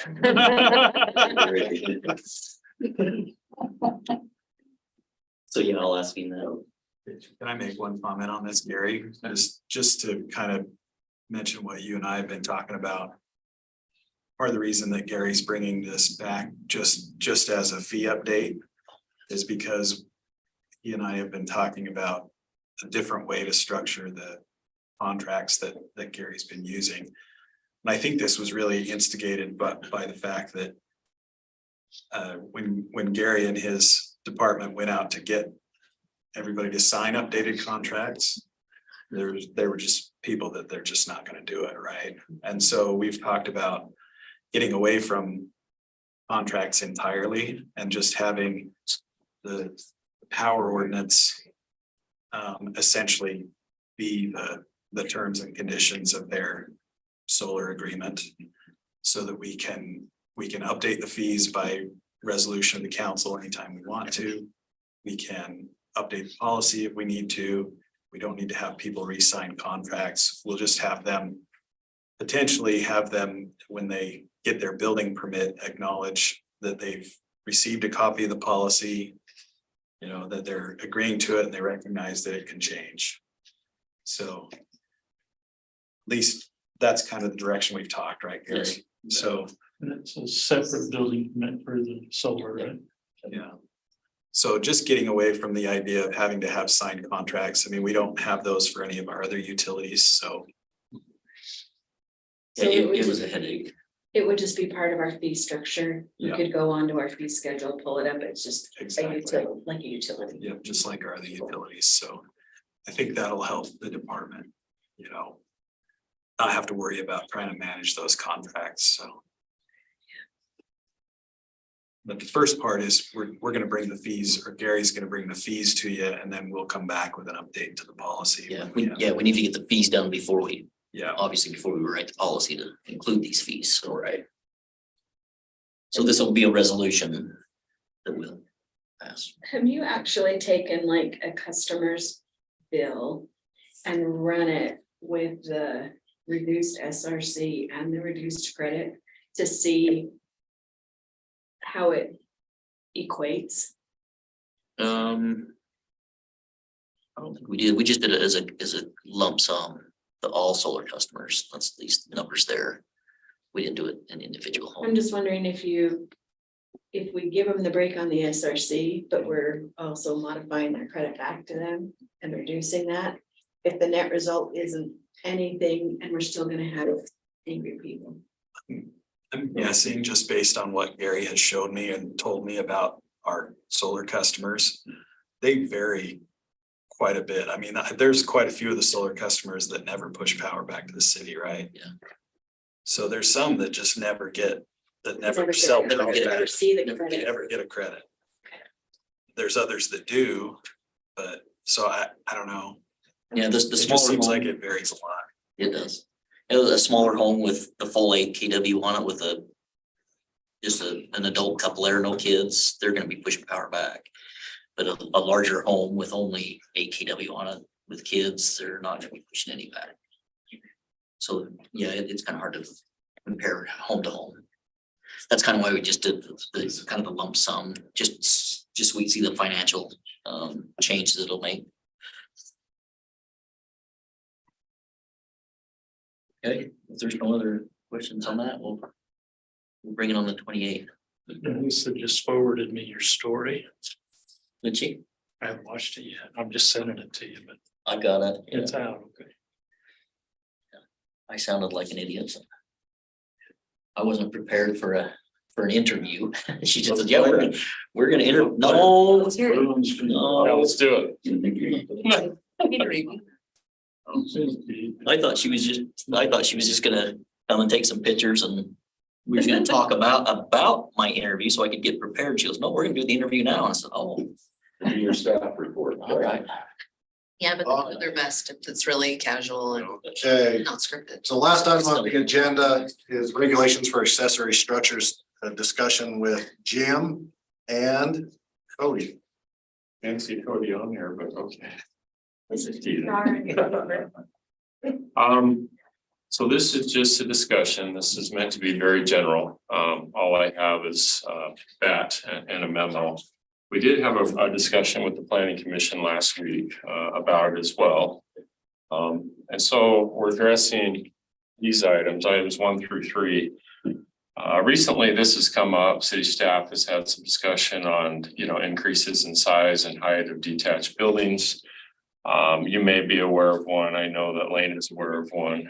We had Kelly Gates off of Quail come in and want to do an addition to his existing accessory dwelling or accessory structure, which was a detached garage with an ADU above that he got approved in 2017. And then he's been building it the last few years. He came in to do an addition to that building, not to the ADU, but to the garage space itself, to more than double the size of it for storage for his car collection on the bottom and family storage on the top. What we found is the original permit was issued in error because it has an ADU above, and living space is supposed to be 10 feet from a rear property line. And it was allowed to be built at 5 feet from the rear property line. Cody noticed how the first week or two he was on the job, but then they came in and they want to expand and add on to this building, but they're not adding on to the living space, they were adding on to the storage space, and that is allowed. What I've done is, let's start with the height first. I've gone through the different ordinances that we have, the different sections, but we get into the RA zone. We get into the R110 zone, we get into the mixed lot size zone, and all of them say the same thing. No main building shall be erected to a height greater than 35 feet, so that's the house. And no accessory building shall be erected to a height greater than 20 feet without a conditional use permit approved by the planning commission. Okay. So Kelly Gates went through the conditional use process, and he was able to make a good case. You know, we could not deny the conditional use. He met the requirements of the conditional use ordinance, therefore he was granted additional height of 5 feet. Now, we got a previous conditional use 5 years before, or in 2017 for the original building. It went to Heritage Commission with a flat roof pitch, but Heritage didn't like that. They wanted it to be designed with a sloped roof, a different pitch, a different design. So he came back and said, I want that same approval for 5 additional feet, because I want to add on and match the existing building that you approved in 2017. So Heritage recommended approval of that. It went to Planning Commission. It was found by the Planning Commission to meet the criteria of conditional uses. Again, conditional uses are permitted uses with conditionals and with conditions, and they're hard to deny. So we have all these different zones right now that allow a base height of 20 feet for an accessory structure. And so we're not talking about ADUs. We've already changed that ordinance. We're just talking about a shop, a detached garage, whatever else. So the RA has the same height requirement as the R110 and the R110 mixed lot size. So my thought was, maybe in an RA, and I'm just throwing this out there, maybe we allow them to be 25 feet in an RA zone, because you're talking half-acre lot or larger. So case in point, Vineyards 11, Kent Fry, the new subdivision down the street here. So just for kicks and giggles, I'll throw that out. Maybe in the RA zone, we should allow 25 feet. Just allow it in the code, but in the R110 zone and the mixed lot size, you know, we also have the allowance of 20 feet. And we can allow perhaps a maximum of 25 feet if they have additional setback to the rear and side yard property lines. So my thought is, for example, each additional 2 feet of setback allows for 1 additional foot of height up to a maximum of 25 feet. So if this detached building is set 5 feet from a rear property line, they can have 20 feet, but if they want 25 on the 2-to-1 ratio, that building would be set back 15 feet from a rear property line to give them the additional 5 feet. And in my opinion, this provides relief to adjacent neighbors. You know, you push it away from the neighbors' home a little bit, give them some relief, because our rear yard setbacks are 10 feet. And so what I've seen a lot on homes, let's take an R110 lot, for example. Someone comes in and builds the home at the minimum setbacks, and they may have a 30-foot backyard, not the 10-foot backyard, because it's a 1/4 acre. They want to put that in the corner because they want usable area in their backyard for a swing set, play area, whatever. So they put it in the very corner, and it's more of an impact to the neighbor than it is to them. So they're putting that, here it is, look at my height, 25 feet of my size. So they're putting it right there. Another thing is, if we have provisions like this would be an administrative review on an ordinance rewrite. It's not a CUP. I don't want to take items to the planning commission and ask them to grant a conditional use permit to allow 5 additional feet of height. If they're giving us the 2-to-1 ratio, 2 feet for each additional foot of height, and they're now at 15 feet, that's good. We can do that administratively. We can do that. Cody and I'll review those. It'll go to TRC if we have to. But that's the thought. Now in the R16 zone, that's more recent that we created. We had less, the ordinance was written differently. So the max height for a primary dwelling unit is 30. And the max height for an accessory structure is 20, with no provision or thought about going to planning commission for a CUP for 5 additional feet. We wanted to keep the height down because the lots are a little bit smaller. So we approved that zone, primary building height of 30 feet with an accessory structure height of 20 feet. And so that's the way that one's written. So for the RA, go ahead. Just a question. Do we still have the requirement that detached is 10 feet from existing dwelling? Yes, And so that doesn't compromise that. We're just talking Right. about the back property. right. So if they want that additional height on the smaller lot sizes, so Solus right now is an R110 mixed lot size. Their first plat, you know which lots they're building first, the 7,000 and 8,000 square foot lots. So they've gone right to the smaller lot sizes there. And so an 8,000 square foot lot, it's going to be a little more restrictive than a 10,000 square foot lot. And a 10,000 is going to be more restrictive than a half. The other thing I was thinking about for the RA, do we just allow 25? Or do we say if the property is greater than an acre in size, we allow 25 and we still have the 2-to-1 scale for an RA? Because Kent's are 0.50 to 0.72. Do we require the same thing of him for additional setback? Or do we just allow RA to go to 25 feet? The other thing is with the double fronted lots, there's a provision in the code, and Cody mentioned this to me. If you're double fronted with a wall, you can only have a maximum height of 15 feet for an accessory structure. So do we need to look at that for the bigger lot zones? Can we say 20 for an RA, or do we leave it at 15? You know, Yeah, or are we Yeah. concerned with that? are we concerned with that? Because his are in a hole, especially off of Vineyard. Some of those lots 1 through 5 are really down in a hole. So would we really limit those to 15? So maybe 25 is okay there, but I don't know. It's hard to write the perfect ordinance for all these Did scenarios. they retain the residential agricultural zone for those lots? Yeah, he's in the RA. Yeah, they're 0.5 to 0.72. They're big lots. Did Jess, Lindsay? Lindsay, did it down there? Well, I understand the big, right? Everything south of Vineyard is RA, north of Vineyard is R110. I don't know. I didn't know they retained that zone when they were doing the second. So the Gives me a visual. second part of this is accessory structure size and lot coverage. So if I go to our ordinance for that, and this is covered in all the R1 zones and supplementary regs or accessory buildings, it says no accessory building or group of accessory buildings in any residential district shall cover more than 25% of the lot area. So that's where we got into an issue with Kelly Gates as well, because that lot's almost half an acre in size. That's counting the whole lot. So 25% of the whole lot area, never mind that there's already a home and a driveway and a garage, even though it was smaller, is 25% of the entire lot. So what I'm thinking, and I just draw up some doodles here and thinking about these lot sizes. How about 25% of the lot measured from the rear plane of the home to the rear property line? So you get the rear plane of the home, you've got the rear property line, and then you have the side yard property lines.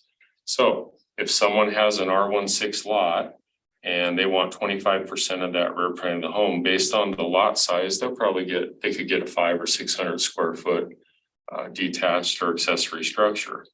In an R110, if they preserved a decent amount of their property in the back, if we measured it from the rear plane of the home to rear property line. Now, keep in mind, all lots aren't rectangular. There's a lot of odd shaped lots. So you just draw that line and you have to add everything in to get a percentage of that. So in an R110, you might get 1,000 to 1,250 square feet.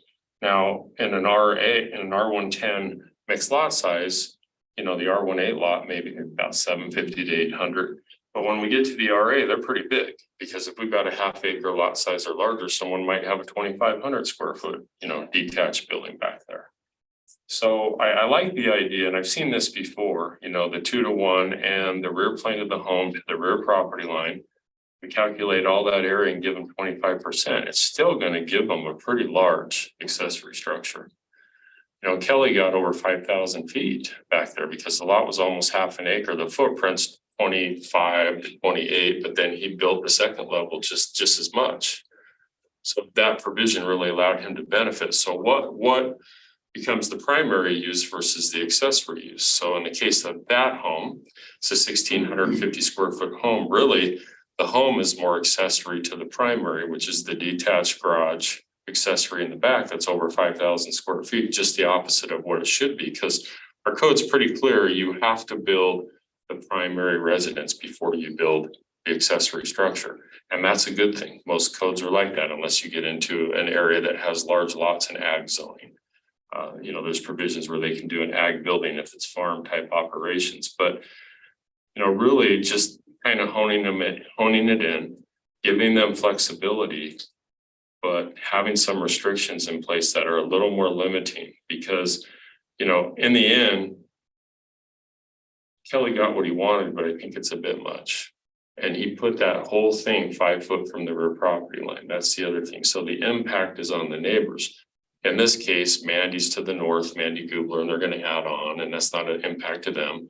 We had another individual, I can't remember if he was a Hafen, he used to be on our Roy. He said, I'm fine with it. It's just a field and I want to build one back there someday anyways. And then the other side is duplexes. So just let me do it. I'm not impacting anybody, but these can be impactful. I dealt with them a lot in Sandy City and there was frustration sometimes because people would get into the bigger lots, 1/4 acre and 1/2 acres. And sometimes you have odd shaped lots and they try to put that structure as big as they can in the back corner. So it doesn't impact them unless they go in the backyard and walk to it, but for their neighbors, it's right there. It's right there in their backyard because of some of our smaller setbacks. So that was a thought. And then the third thing is a big thing that we've had a little bit of a push on lately, accessory structure location. So this has come up recently. It's addressed in our modifying regulations. And it talks about private garages and accessory buildings located to the rear and at least 10 feet away from the main dwelling. So we're talking about that, maybe built 5 feet from the property line. Okay, so we're starting to get a push from folks that would like that to be 3 feet from a property line, from a rear property line or a side yard property line, if they fire rate the wall. But the concern there is if we allow for that to change and they put it on one property line, what if the adjacent property owner wants to build it on along the same property line? And even though he puts 5 feet, we don't have 10 feet of separation between the two, right, Cody? So would he have to fire rate because there's only 8 feet between buildings instead of the 10? Yeah, Perhaps. the neighboring property owner would incur a cost by having to fire rate unless he moves back 7 feet, even at 5 feet, you would stop the fire rate 'cause you don't have the 10 feet of separation. Would you have to change your utility easement across the back lot line? If one existed, Right. if one existed. Right. Well, the ordinance allows you to encroach into the PUE with the city's consent. It's not That's being what used. I'm saying, I can see it with walls and that kind of stuff. But when you're talking about a structure. When you have a structure on one side 5 feet away and a structure on the other side 3 feet away. You're trying to do some work, utility work down that line. We wouldn't allow them. That's what I'm, so how would you, if you have it. So you can do that. We inspect every one of them if they're going to be used. Then we allow them to.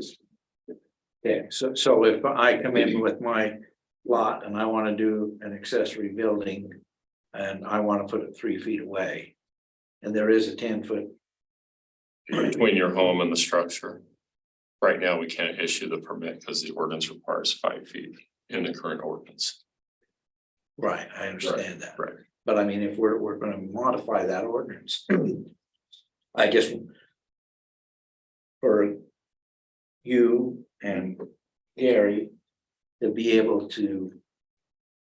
Physically come in and do the work that would need to be done. We just look at, is there gonna be a future use for that PUE?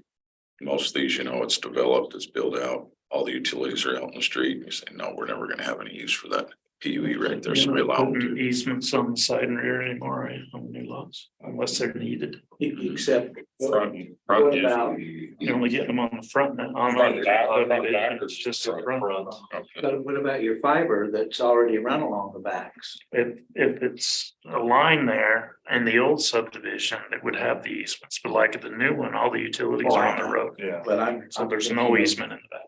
The old. Yeah, The old subdivisions used to have. yeah, and in fact, my lot, my home. Has the the fiber optics running right along the back property. We do an inspection of every one of them to make sure that there's no utility in there and we have no use for that PUE anymore. They used to go through and abandon. I don't know if they do it anymore back. in- Well, mine are live, TDS and. They're freely. You need to abandon those anyway. Yeah. I'd like to abandon them. It's kind of like my solar.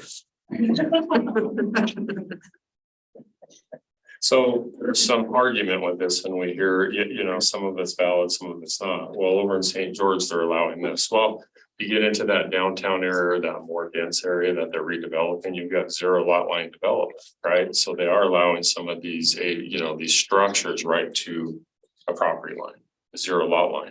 I don't know what the other requirement is for another structure, but we're hearing from okay, so Logan Blake is addressed this a little bit. We've had John Entz reach out to us on this a little bit. These are just the ones that have been talking to us about some of this. They're basically saying when you go through a subdivision, you've got the home set a certain way and the garage and driveway set a certain way. And so they want to extend that driveway so it's a straight shot to that detached garage in the back. And 3 foot works better than 5 for that reason. I don't know if that's the case or not. But that's what we heard the other day, that the 3 foot works, 5 feet is too much. But in that zero lot line situation, are they really, if someone's on the zero lot line, does the other person have to have the 6, 8, or 10 feet? Because what they were saying is, in current development patterns, they'll just put it on the other lot line. They won't try to put their detached garage next to the existing one because the home pattern. Well, people flip their garages and flip houses all the time. So if you've got 2 homes with flipped garages and they both want their structure on that lot line, Zero lot. right? You can't. But I don't know, we're hearing that some cities are allowing 0, 1 foot, 2 foot, 3 foot. We hear all these numbers. I don't think we'd be comfortable with anything less than 3 feet. I'm fine with the 5 foot the way it is, but there is a push for 3 feet. And this came up last week and Cody had mentioned, because it was talked about, well, let's leave the back at 5 feet and leave the side, let the side yard go to 3 feet, because that's what we need to get to that garage, that straight shot from an extended driveway. Well, Cody's comments made sense. If you're gonna go to 3 feet on one, you should go to 3 on the other, just to be consistent. So it would be 3 and 3 or stay as 5 and 5. But the planning commission was mixed on this one. The other items I discussed, the accessory structure height, thumbs up. Accessory structure size and lot coverage percentages, thumbs up. The accessory structure location, kind of mixed on that, but they did suggest one thing, and it was Shelley Harris that suggested it. When we wrote the fence and wall ordinance last year, chapter 1728, we put a provision in along the property line. If you have a change in grade and you have to do additional height, the adjacent property owner has to sign a form. Or do they both sign? Both property owners have. And so if someone wanted to come closer to that lot line, they'd have to get their neighbor's consent. But what if the neighbor just says, no, no way, I hate that guy, I'm not gonna do it. I mean, I guess it dies there. We just don't want to be refereeing battles between, neighbors. One of the issues that came up in St. George is they did go to 0 lot lines. Yes. And the reason they did is because they had a 5 foot Mhm, lot line, mhm. but the fire hazard that created between the 5 feet was greater than what they thought going to 0 lot line would be, because then there's no maintenance that has to be done behind that particular building. You don't have to get in and take out the weeds and stuff because it's all building. And so Yeah, they did that. And so they fire rate the walls, Fire rate all the those, so walls. the 3, if we went 3 and 3, fire rated. Yeah. Both in that corner have to be rated, and so. And I don't have any problem. I just know that they're, one of the reasons for all the townhome issues in the middle of the blocks in St. George was strictly for maintenance issues. The lots Okay. were not being maintained and therefore they were fire hazards, and therefore they let developers come in and develop the centers of the lots to eliminate that. But at the same time, they found that 0 lot line becomes in certain instances better than a 3 foot or a 5 foot, just because of maintenance. I don't, so it's a. Yeah. I got you. Whether that's 3 feet or 5 feet, you're still collecting debris. I would think. The only way you weed that out is by a zero lot line. Right, weed that out. But you made a good point last week. You put a burden on the neighbor. So the first guy in builds it where he wants. The next guy builds a home a couple of years later. Let's face it, things are slowing down a little bit because interest rates are well over 6%. They come in later. And now they have to fire rate too, Fine. because even though they're gonna have to fire rate their walls, but But isn't this an easy situation to resolve? yeah. I mean, we had one up on the heights where he's a mechanic, Mhm. got permission to build a garage with a lift and everything in, and it was 30 feet high, Mhm. and he went ahead and did it without Mhm. permission. And the neighbors were up in arms and wanted to take it out. Somebody else, why? My dad was elected on it. That was the neighbor. I mean. He's been the fact there all that day the helping with neighbors this. did it without Permission and had it done. And it was, in my opinion, a very harmful building for the neighborhood. Yeah. Because it Yeah. did obstruct. Yeah. So we wouldn't have that, we wouldn't allow that kind of height, but. I don't know, I think the big issue is, are you okay with it being closer to a rear and side yard setback? The other ones. Would you agree with the planning commission about making some changes to the other ones that were discussed, or does anything concern you? Issues and stuff are. Yeah, Are they exempting the historic district overlay? Cause that's been some huge issues with some of the big, yeah, with the heights. I haven't touched that, I've got, Some of that, yeah, those zones are within the overlay. The historic is allowed to go to 25, yeah, so there's 3 different. it's routes. already written in the historic, it allows 25. They're So, allowed to go to 25, double fronts 15, and then everything else is 20. so it's a cleanup, I've tried to pick up all of these, but it's gonna take a little bit of time for the rewrite, it's just. I wanted to talk to you about it, because this has been coming up at a staff level. About some cleanup that's needed here, Well, I think it's, so. to me, it's staff level as far as the setback. Yeah. Because are we going to create a fire hazard if it's 5 feet or 3 feet? Rather than zero lot line, or are we creating a mess for neighborhoods and stuff? I really can't answer that. I would love to build on the property line, so I didn't have that problem. Mhm, But my neighbor may hate that idea, you mhm, know? mhm. I don't know.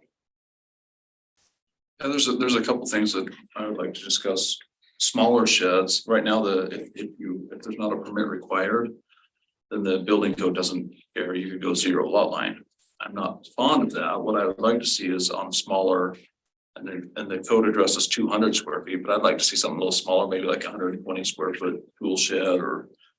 Playhouse, be able to get in that area, maybe at 2 or 3 feet off property line.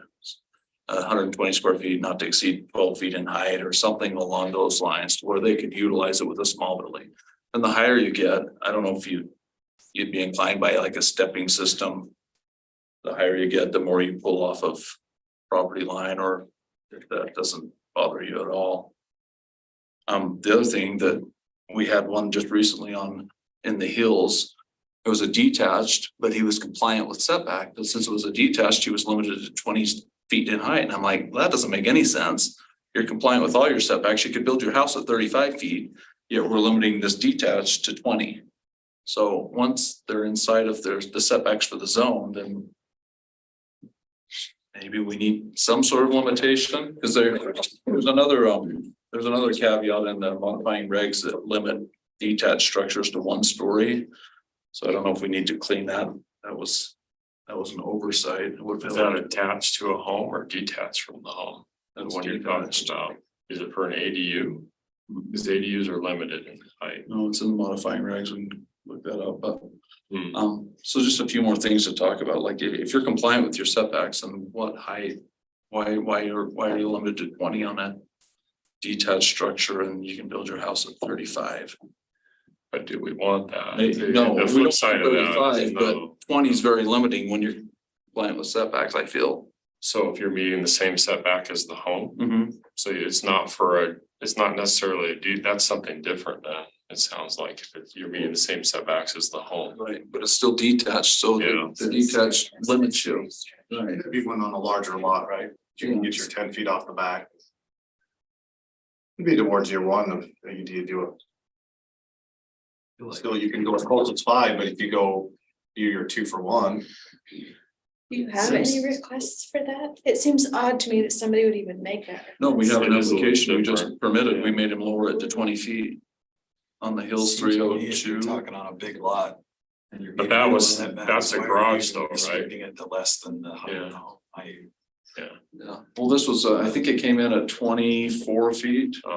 But it's for, is it for, did it have the boat and RV store? It's an RV garage, but he was compliant with the setbacks, but it was detached from the primary structure. And oftentimes they'll move them in.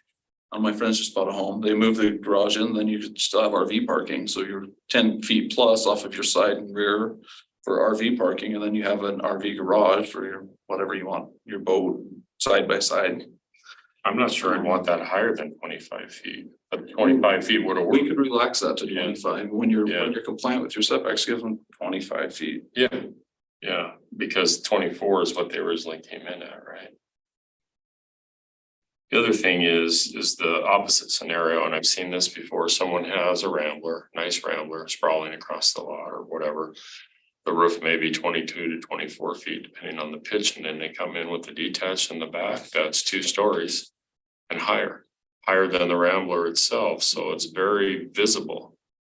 So are we concerned about that? You know, that's another thing about keeping the height down to the 25 feet or less, because some homes might only be at 18 or 20 feet. Yeah, And it's, how are you gonna make, you're gonna make a standard, yeah, how do you make it standard and then make the uses less than standard, you know, I don't. If that means individually, you're gonna look at it, and I'm gonna come in with a conditional use permit saying my neighbor has one that's yeah. 25 feet, and you're limiting me to 20. We want to take that away, the conditional use, and do administrative review, but we could do 25 feet. So let's say the home's at 20. They could do the 25 feet if they meet the provisions, but they couldn't do 30. So it could be taller. Perhaps you change things. So, but you're right, we have them already. If you Yeah, we drive do. around. I mean, we've got them all Yeah. through the city, but. Yeah. And when it comes to conditional use permits, I mean, I could. If you were coming in for a conditional use permit, you could go around and take pictures of those that have already received it, which. Almost automatically let you do what they've done. Well, and that's where we run into issues too, because people come in and they want that same treatment, you know, a decision that was made 5 or 10 years ago, and the ordinances may have changed in that. Well, the other thing is you just relax it to 25 feet at 5 feet off side and rear property line. Yeah. For the Because, large. I mean, honestly, if you're talking about it being obtrusive to the neighbor, 20 feet. You've already ruined that relationship. It's your neighbor. 5 more feet, you've already blocked their view or whatever. But in the case of a mixed lot, if it's up in the hills, they would have to do the 2 to 1 because it's in the mixed lot zone. It's not zoned RA. Yeah, I think your So- smaller zones have got to have some limitations on it. Like, Yeah. if your R16. You put it. A home on a small lot and then you get a 30-foot garage on it, you're gonna have. Yeah, an R16 is gonna get No, 400 or 500 square feet. They're not gonna get 1,000 or Just 1,500 put 25 square feet, not to, or the height of the primary residence, whichever is less. for all zones. well, in the RA zone, you're far enough away from your neighbor Mhm, unless you want to be obtrusive to your neighbor. mhm. And build on the property line next to his house, then you got a problem. But most of that zone is big enough as long as they see what's there that you could Over here it is, you know, the hills, those are big lots. be They are and down here. Yeah, but Solus is some pretty small lots, a lot of 7s and 8s, I know. yeah, so. But if we allow it at 25 feet, you know, do we say you can have 20 foot at the 5-foot setback, that's current right now, we're reduced it to, but if you want 25 feet, you have to be 10 feet away. Because some of these rear setbacks of homes are only 10 feet to the rear property line. Well, and impact of the neighbor Yeah. is less. Then you by have the 20 distance. feet rather than 10 or 13, I just a think thought. That's about. Way to do But it. at 20 feet, you can stay at 5 feet, but if you want 25, you gotta give 10. Just a thought to be more, not so impactful on your neighbor. I mean, it's in those smaller areas, I think that's. But R16, I don't think so, because we left it right at 20, but the other zones we could do You're it not like gonna that. have a lot of accessory structures in None of them. R16, No, because you're the not. house goes to 10 feet from the property line. Right. I think we'll get You IADUs. can't get in the 10 feet of R16. separation to get reduced setback. Yeah. You're just not, they don't, I don't think. they an would do R1, a new R16 lot for what they're paying for lots, they're gonna fill it up with house. Oh, they are, especially You're not Mark having Smith, the any one over here on accessories. Arrowhead, they're gonna put some big homes on those. Okay, well, we can take a look at it that way. On the height, Well, and I think you guys, as far as staff is concerned, ought to review distance and what needs to be done as far as keeping cleaned up. Actually, but I mean, we don't want to create a hazard just because of the. Yeah. Feet or the height of the home, unless you can provide 40 feet of 50 feet of separation, then you could go up to 25 feet regardless of size of your home. I'm concerned about the impact to neighbors. I'm just trying to soften that a little bit, because we have rear setbacks at 10 feet. So if they're at 25, another 10 feet is really not that much. That's only 20 feet. Between the back of that structure and the back of that home, if they're at the minimum setback. So. But we already allow 20 at 5 feet, so. What about the percentages? We talked about the 25% as measured from the rear plane of the home to the rear property line and the side yards. I'm just trying to see how that would work on my lot, because I don't know how you'd identify the rear plane. My house has got a big jog in the Bring back. me a site plan and I'll show you. Take a look I at mean, it. like it, it'd have But there's all kinds of irregular lot shapes. They're not just, rectangular. It's the house. Yeah. Which But- house line are you gonna say is? But then do we really want something in an R110 historic like Gates at 5,200 square feet because of the way the current zone reads? I'd rather have it at half that size. If it would have been 1,200 on the bottom, 1,200 on the top, it would have been a more size and I'd scale. like to have more setback when the neighbor built a 35-foot, 2-story, 10 feet above Yeah. my backyard. I mean, that, seriously, we've got those issues all over, but. Residential's 35 feet. Within a few feet of the property, Yeah.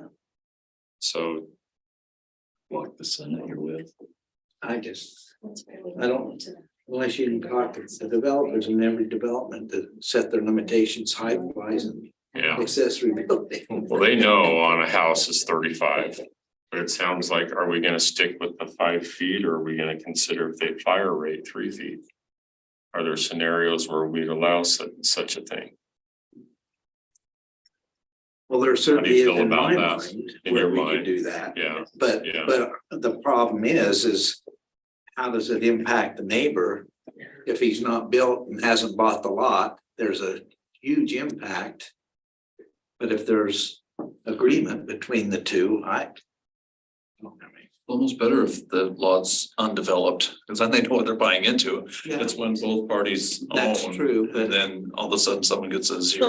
So maybe the ordinance is written such to allow for it with the exception of where it's existing, and then you have to have neighbor, neighbor, approval by the neighbor. to allow for a reduction to 3 If the feet. neighbor doesn't want to allow it, then they don't get it. Okay, so the approval, they have to get the neighbor's approval for the reduction to 3 feet. I would even go to 0.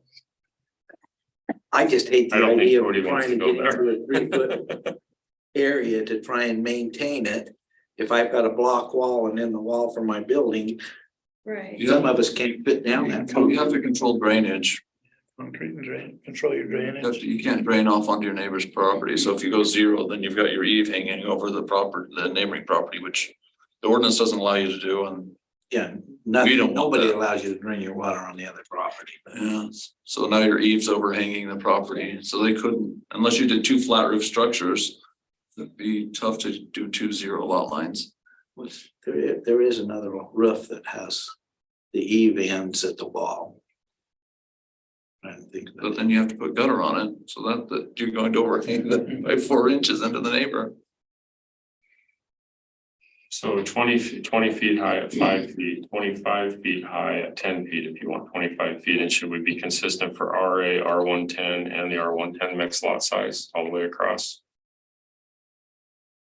Because people that have an RA lot got a lot of space in the Well, backyard when he was compared to laying, others. I even think on the Yeah. RA lots, it would be nice to be agreeable to have the outbuilding when the neighbors sign off. For 3 feet or 0 lot line, Well. I'm not sure, I'm hearing, okay. What about in those, that was talked about though, in that like RA, your larger, your half-acre lot that you can get within your setbacks?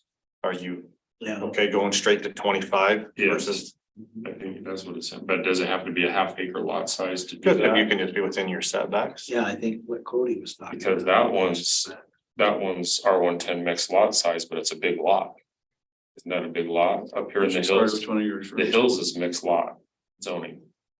Even though those are big lots on in the hills, the zoning's mixed lot. It's not RA like. But if he fits his setback requirement. Yeah, You meet the setback, then you can do it, so okay. Okay, I'm just writing the thoughts down so I can start working on an ordinance. Any other thoughts? So no 25% maximum from the rear plane of the home to the rear property line, sounds like. the other challenge with the Kelly Gates was he utilized 80% of his rear property line with a reduced setback. Yeah. So I don't know if you can rein that in. And he asked, it's a larger lot, so he's able to do that, but if you're neighboring that. That's tough. I mean, there's no restrictions on. But now he'd have to be at 10 feet instead of 5. If we change it to this, it's still a lot though, but it's at 10 But feet you can instead build of a sign. 5. Okay, I'm with you. Yeah, At that height, at that height. but at a reduced height, he would still get the reduced setback, right? If he's at 20 feet, he'd still be 5. Yeah, that's a good point. It's just a hard one. I think most people are considerate of their neighbors for the most part if they get along with them, but others just aren't. They don't care. So. Okay. Well, I'll start working on something and probably next month we'll need to have another discussion when I have a draft before I move it forward to get something adopted. Is everybody okay with that? If I bring a draft back to you to discuss before we move forward? Yeah. Yeah. Elena likes the 20 or whatever max height, not to exceed the primary. Yeah.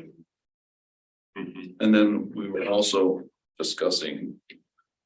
Unless if the lot's larger, then and you can provide, I don't know what the number is. Say 30, 40, 50 feet of separation between the homes, and that height shouldn't matter as much because. The whole reason for that rule would be so you don't have a detached towering over the primary. Once you have that separation, then your side angle's different, so I mean, you could still max that out at 25 and have a 16-foot primary. You're not going to see that 4 feet of. We're not 4 or 5 feet like, of difference. we don't have a bunch of 60s flat roof homes or barely any pitch. And most of our homes are very different than that. I've just seen it where someone has a home with a 15-foot roof and then they come in and want to build a 25-foot detached in the back and it just doesn't look right. So. You know, the older tar roofs, homes in the 50s and 60s, so. Are you okay Yeah. with smaller, like tool sheds being reduced to 3 regardless, or a max height of 12 feet or something like that? You're talking about permanent structures. Permanent structure. But smaller, say to not to exceed 120 square feet, and 10 or 12 feet in height. Yeah. So I a shed from built one Lowe's that or Home was Depot. portable, 12 by 8 with a 12-foot ceiling roof on it, you know.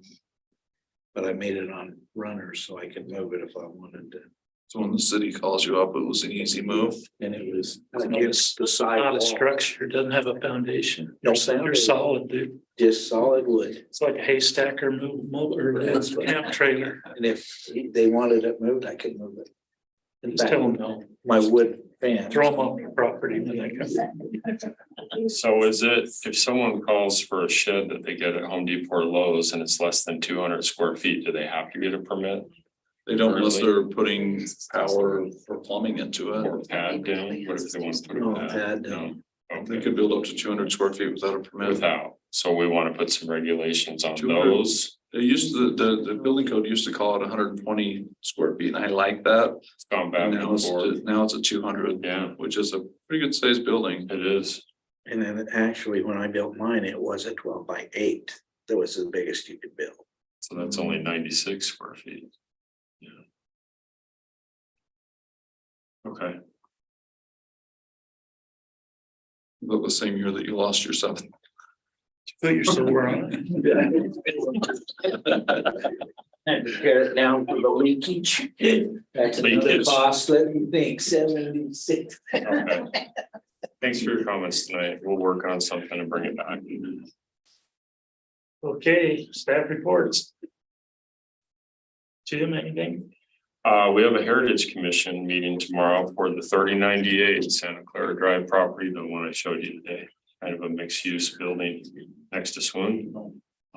It's got office retail, 3,000 square feet in front, and then 4 townhome apartments in the back. The code talks about 2, but there's a provision that allows for flexibility through Heritage Planning Commission and Council if they're okay with additional units as part of the site plan. So that's something that'll come up, but the design's pretty nice. I mean, what they've done so far, the look of it kind of fits in. You know, with parapet and the pitches and the pedestrian furniture and fields of the street. And then we have planning commission next week, and the big ticket item a week from tomorrow will be Neil Walters' general plan amendment for the corner of Gates Lane and Santa Clara Drive. So that'll be a big item. He doesn't have any new renderings yet. He hasn't submitted that, but I'll ask him where those are at or coming, probably more at, if he gets through the general plan, his rezoning. But would you like to see updated renderings for the general plan when it comes? Okay, Well, I can ask. I think he was planning on the rezoning project plan, the next step in the process. But we're anticipating a good crowd that evening based on minutes from the history of other items that have been proposed on that. He is kicking the dirt and meeting with people. Dustin said he saw him a week ago Thursday out there with a number of residents talking about the property. So we'll see if that goes good, well for him or not. It could not, it could go the opposite, but we'll see. That's it. I think it's actually. Is it? Okay. So that's it for now. Harry? First thing is UAPS, Well, I thought you were gonna send the money my way. for. We probably could. UAMPS, I don't know if all of you saw the email, but I just went ahead and registered everybody for UAMPS to, because the time slots were filling up for the whitewater rafting. So if you're not going to go, let me know and I'll cancel that reservation so others can sign up for that. I think he registered everyone's spouse as well, so. And there's- and if your spouses, so. Is not gonna go, also can let him know, so. Yeah. When you find out, but have you done, isn't it? Have any of you done this whitewater? Mhm. rafting? It's it was a lot of fun. The great kahuna, or the big kahuna snake. Snake here too. Kind of dangerous. It was a lot of fun. We took a float. You can do I it. just took a float in the Life river. jacket on. We are, Brock and I talked a little bit about the runoff this year. It might have some class 5 rapids. About my uncle after the tornado. They take you to the right spots, and it's the most magnificent thing because they float you down through the eagle nest of dragons. And the eagles are in the trees. I think you know, we have. We've seen eagles and ospreys. Jack. So yeah, if just let me know. If you need me to cancel anything or change any, if you should be getting an email with your confirmation code. If your spouse doesn't want to do the painting or whatever I signed him up for, they can change it. But I just signed him up to save a spot for him. Vineyards 11 is all done as far as the power. They've finished that up yesterday. They got all the streetlights in, so that's the last thing we do. And so Vineyards 11 is all ready to go as far as power. They're working up in the point right now, getting cables pulled into the point, the assisted living. And we did get the bolt cages, and the pole showed up for Red Mountain Drive and Pioneer. We got the poles. For the light? No, the power poles. There's 2 power poles that we have to change out when they go to do the reconstruction of Red Mountain Drive. Okay. So those came. They just sent out for bid the foundations. It's just the Red Mountain Drive improvements. But we'll go up to Black Desert. Yeah. And through Silverado. So I think Les sent out the bids to 6 different companies for the foundation, so we should be getting those back by the 30th, I think, is get those done. We can, at least we'll have some information for us on, we can split up. And you already know this, the CEC interviewed me just yesterday on just things on the power, like generators and stuff like that. Be interesting, it should be on YouTube. I think did she post it tonight? I think she did. You just got the email. She though. just sent me a link. I don't know when it'll go out, but enjoy. That is, Yeah. Dustin. Y'all seen Vineyard Drive Phase 1? What do you think? I haven't seen it. Looks good. Great. Nice. I wish I could drive It it. was smooth. This morning. I couldn't be happier with it. I drove it this morning and 2 of the residents actually waved to me, so. Was it a full hand? He didn't remember. Which finger? They were smiling. It's like this. He's only got 3. Arrowhead and lava flow did not go like that. So the design that we had done, the best thing we did was those driveway approaches. They didn't have to pay for them. And it just went really good. I'm really happy with it. And city crews did so much work down there to save money, so.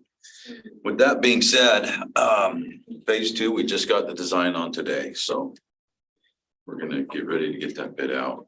It's in the budget. Where does it go from to? That will go from the end of phase 1 to Jason Lindsay's project right out here by the Clouds. And then we start phase 3 water, June 26th. Well, that's where we're at there. It's great. It's pretty wild to see Vineyard actually look like a city street. So that comes. I know. Ever. But as close as we came on grades, there was almost no corrections in most of those front yards, which we've usually fought everywhere. And Phase 2's not quite that simple. We've got a couple of sumps that are really tough. We got a 16% driveway. But there's nothing. Garage just built too low to. Yeah. do anything. Get Smiths to just raise their front yard. No, it's some Dave Jepson's garage. yeah. So Ryan with Parks Department went back to the county and got more funding for the BMX and Canyon View parking lots. So I reached out to the contractor that got the bid, and we took some planters out of the middle and things like that to try to get the cost down from the 1.2 million more to 1 million. They're still on board for coming in. They said they can start in 3 to 4 weeks. So I meet with him again tomorrow to get that all finalized. Yep, that's about all I have. Yeah, a few things going on outside of building. Building has slowed, but we're seeing a turn in remodels and additions. Making it work again like we've seen in the past, what they have. So outside of that, we're a FEMA violation, working on with the Vineyards 11. And then we're doing our ISO report. We had that meeting on Tuesday. It went pretty well. We owe a few more items. Floodplain training I attended today, and then the Relief Society building is kind of on hold right now. We've emptied it out. This was my report last time, so still I want to be involved, so I can't just turn Dustin's guys loose on it. I need to be there at least for 5 minutes. Then my tongue will be dragging. I'll have to- If you hit it right, they might have snacks and ice cream one night. And then the other thing that's been utilizing a bunch of time is the lighting control for this building. I know it's ongoing, but next meeting you will see. It'll be on the agenda for to possibly approve a bid to change that out. It is substantial. So otherwise, our commercial's filling up in Pad A, it's full, Roxbury and Pilates will be asking for their CO soon. And then Giovango, we have Alfredo A's and a blow dry bar, which they've already asked me to be. No, it's a pair for women. So it's You're the model Yeah. for it? so I talked to Marlon Hill at Broker for that building just a couple of days ago because we were meeting with the county on economic development today, and he said Alfredo A's, Jersey Mike's, he's got there. I know your husband likes that, the blow dry bar and Thrive Drip Spa. What was that? It's a drip spa. That's They give you an IV. They're down on Riverside, Yeah. across from the new medical building Yeah. down there by, Yeah. they're in there. It's the Giovango, just west of Soda Mix. It's the building, it's the second building. It's the second building that's done now. So there are a lot of good users coming in. Jersey Mike's is exciting. I think they'll have a good following. What are we building in So, Canyon? Yeah.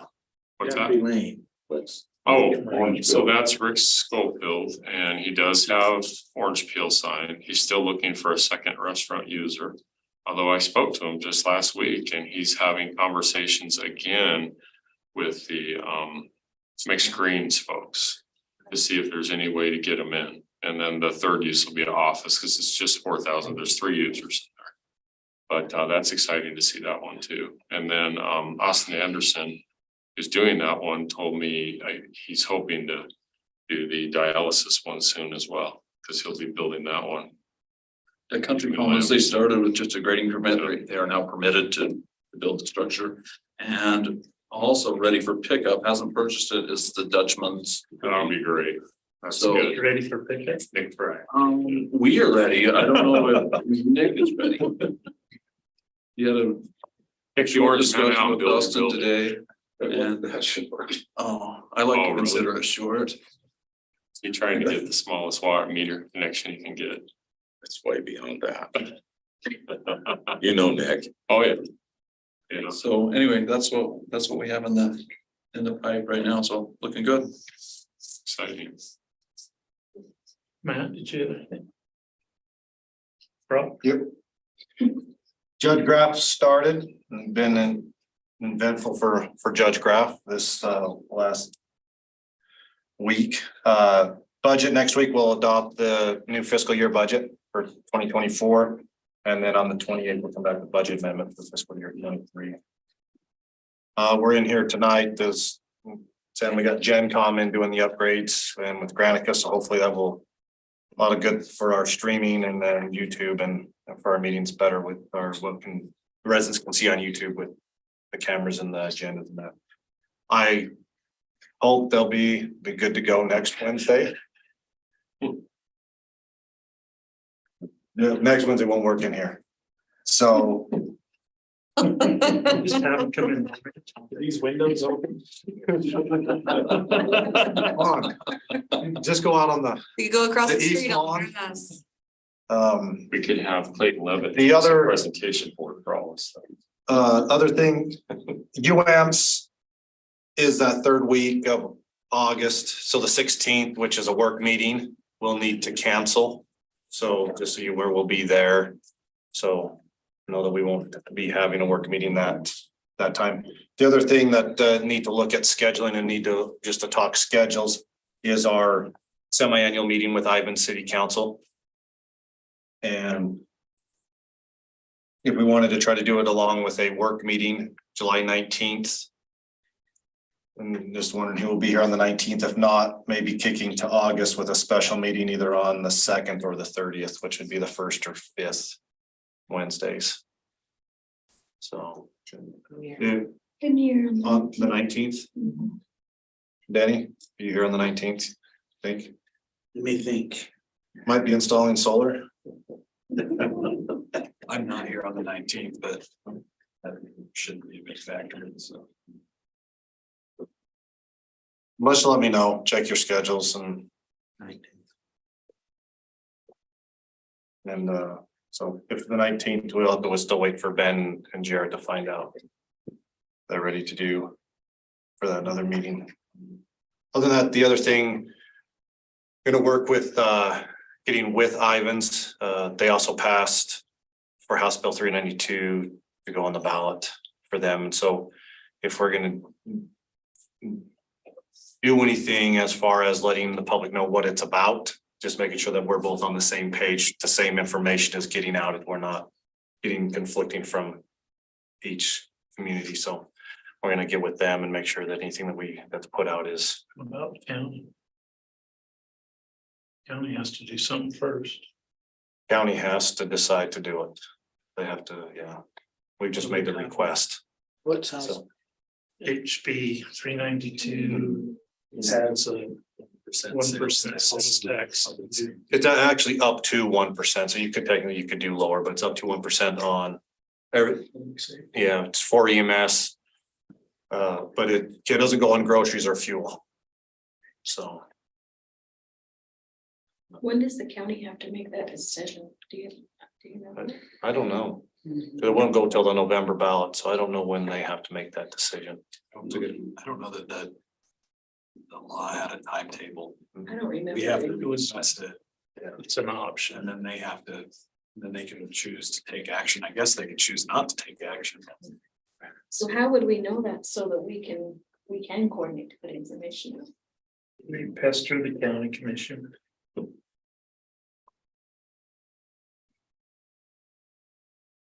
I'll reach out to Nicole Felshaw over there and see what their thoughts are, what then letting us know when they make that decision. So that's all I have. Two things. I sent you guys an email that Toad sent. Asking us to share in the cost of the wall behind her house. Yeah, you didn't send that to me. I really don't think you did. I don't know what you're talking about. Did he forget you? It's okay. I just don't know what you're talking about. I sent it to the whole council, but you're gonna get it in like 3 seconds. I'm gonna be looking for it right here. They've received a bid for a 6-foot wall that would match the neighboring development. It was 18,000. As our new neighbor, we're asking you to consider paying half that expense would be 9142. We'd also like to move the wall approximately 2 feet inside the city's property line, make it easier to install and not inhibit the current landscaping that's in place. Or I would bring it to council. Report back what council's opinion was.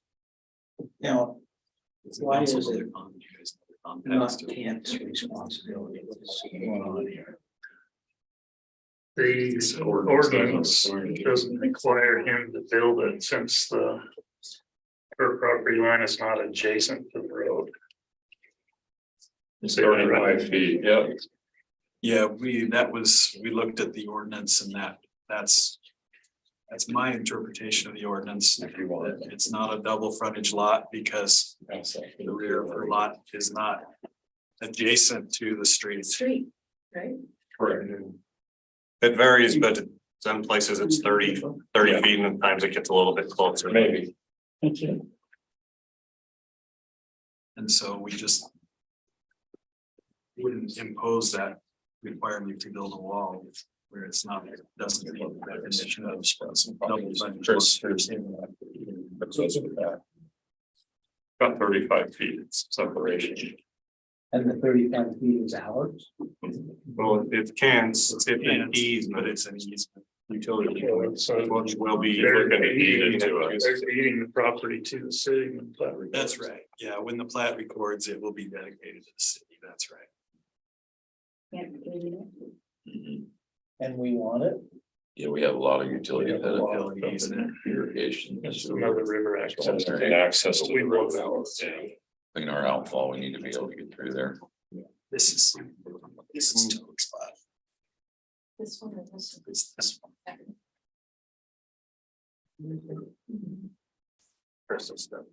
So would we prefer to have it walled off?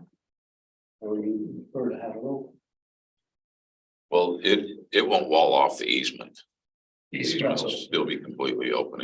Her wall will run this way and the easement runs this way, so we'll come in off the drive approach and come down to the end of the easement. This is. The wall doesn't benefit the city It's not adjacent. at all. We have no need for the wall. Kent's already offered to pay half of it with her. Can't offer to pay half of it with her, so why are they asking us for it then? They want us to say the They other. want us to pay. They also pay her half. So that she doesn't have any cost for the wall?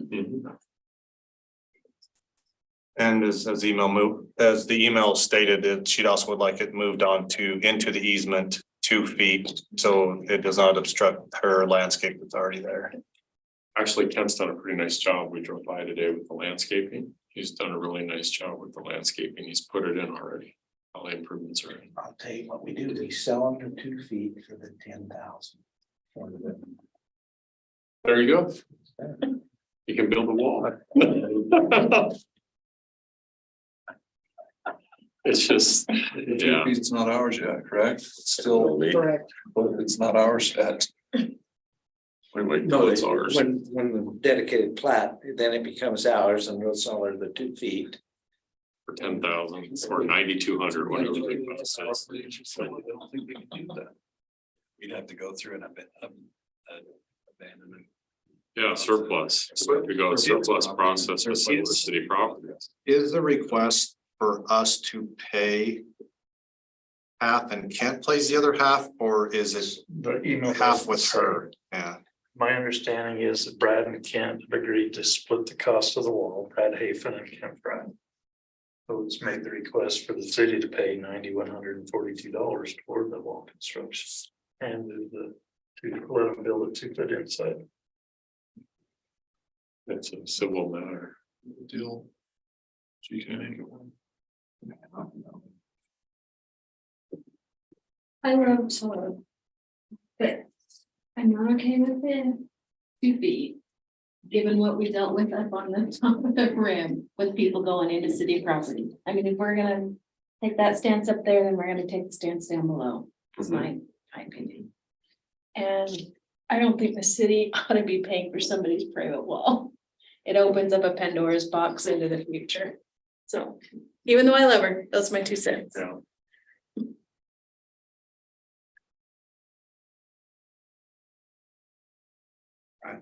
Any opinions? Just reading this email. Oh.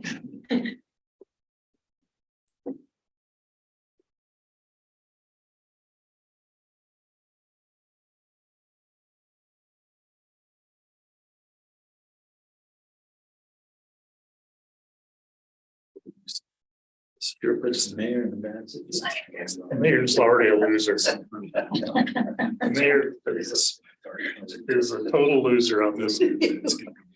Well, and sort of the price and it's my fault, so it's even in here. What would you do with it? She wants to know what I do with her. I mean, if you were voting, if you were That's to the- this have is an the- opinion, what would be Yeah, your it's not my. opinion?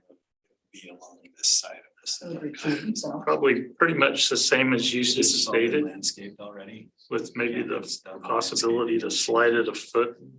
It's If I can see an inherent advantage with the existing landscape landscape. fence. They haven't even established where the property line is out there yet, so I can't answer that. She wants a wall. She wants to. But I 2 feet into the easement. I originally thought that it was gonna be Trees and stuff. considered a double frontage lot because of the proximity of the road, Which is already, will become ours. but staff has convinced me and they've got. I trust the staff that it's not an adjacent lot, so double frontage lot doesn't apply.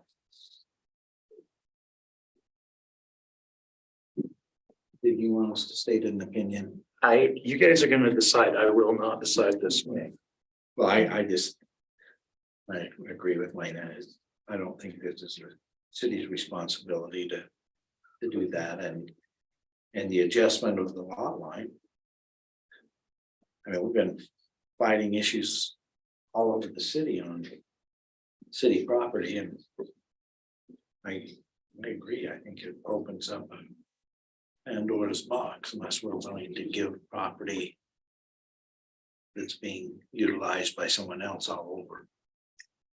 And I'd say stake it and see where it is compared to what she's concerned about. Sure. And then you can make that. That's fair, that's fair. Sounds good to me. Thanks. Can I make one other comment on it, Mayor? One question that I have in my mind is, you know, we have this plat that at some point Kent's gonna want to record. It's not ready yet because he's still satisfying some conditions. But at some point, he's gonna want to take that plat and record it and dedicate that property to us.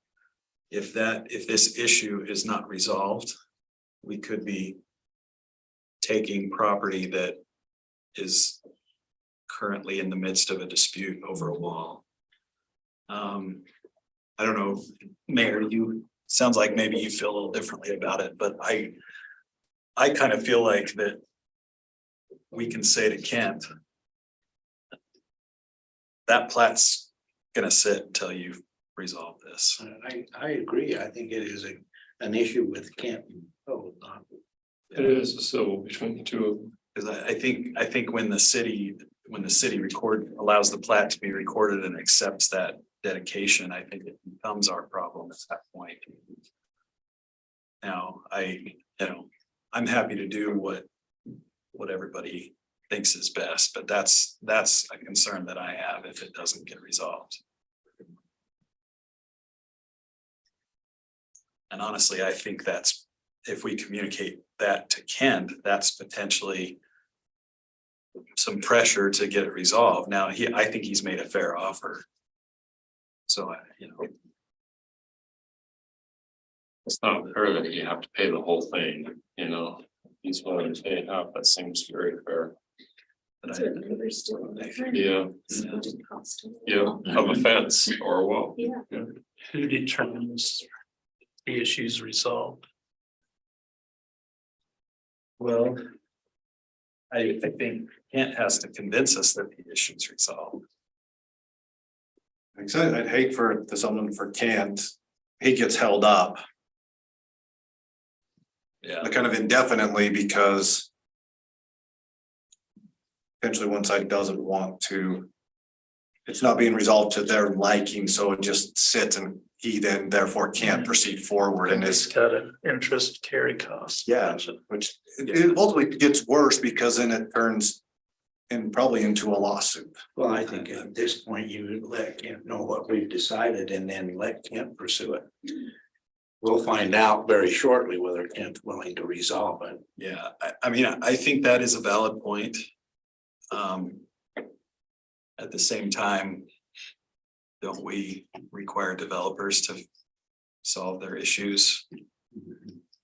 You know, when they're not city issues, it is Boundary disputes, those issues are strictly. well, and that That's was, gonna go to that was the court. comparison that I brought up. The mayor did point out that it's not a boundary issue. It's not that serious. You know, but it is an issue. It's not a title issue. It's not a title issue. You know, And so if we allow him to file his plat, the difference would be Code has no leverage on the wall. She would have to do the wall herself. well, I think the difference is she comes to the city and says, now you're the owner. Now I'm gonna negotiate with you. But at that point, You know, regardless. legally, we I still- don't know that it means Yeah, I anything, mean, but I think it would change her.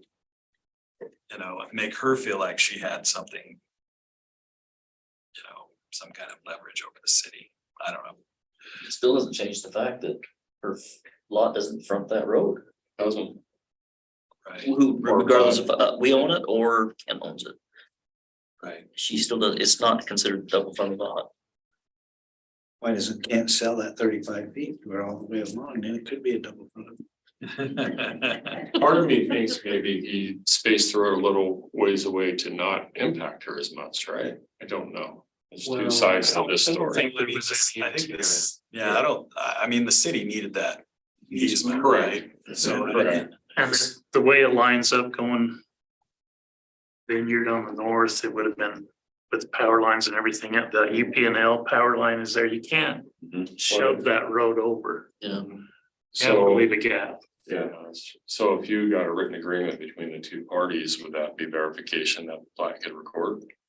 That they've agreed to split the cost of the wall, Yeah, I think that would be enough, but I. signed by her husband. Or Toad. Whoever the property owner is, I don't know how the title of the property, but. I mean, if.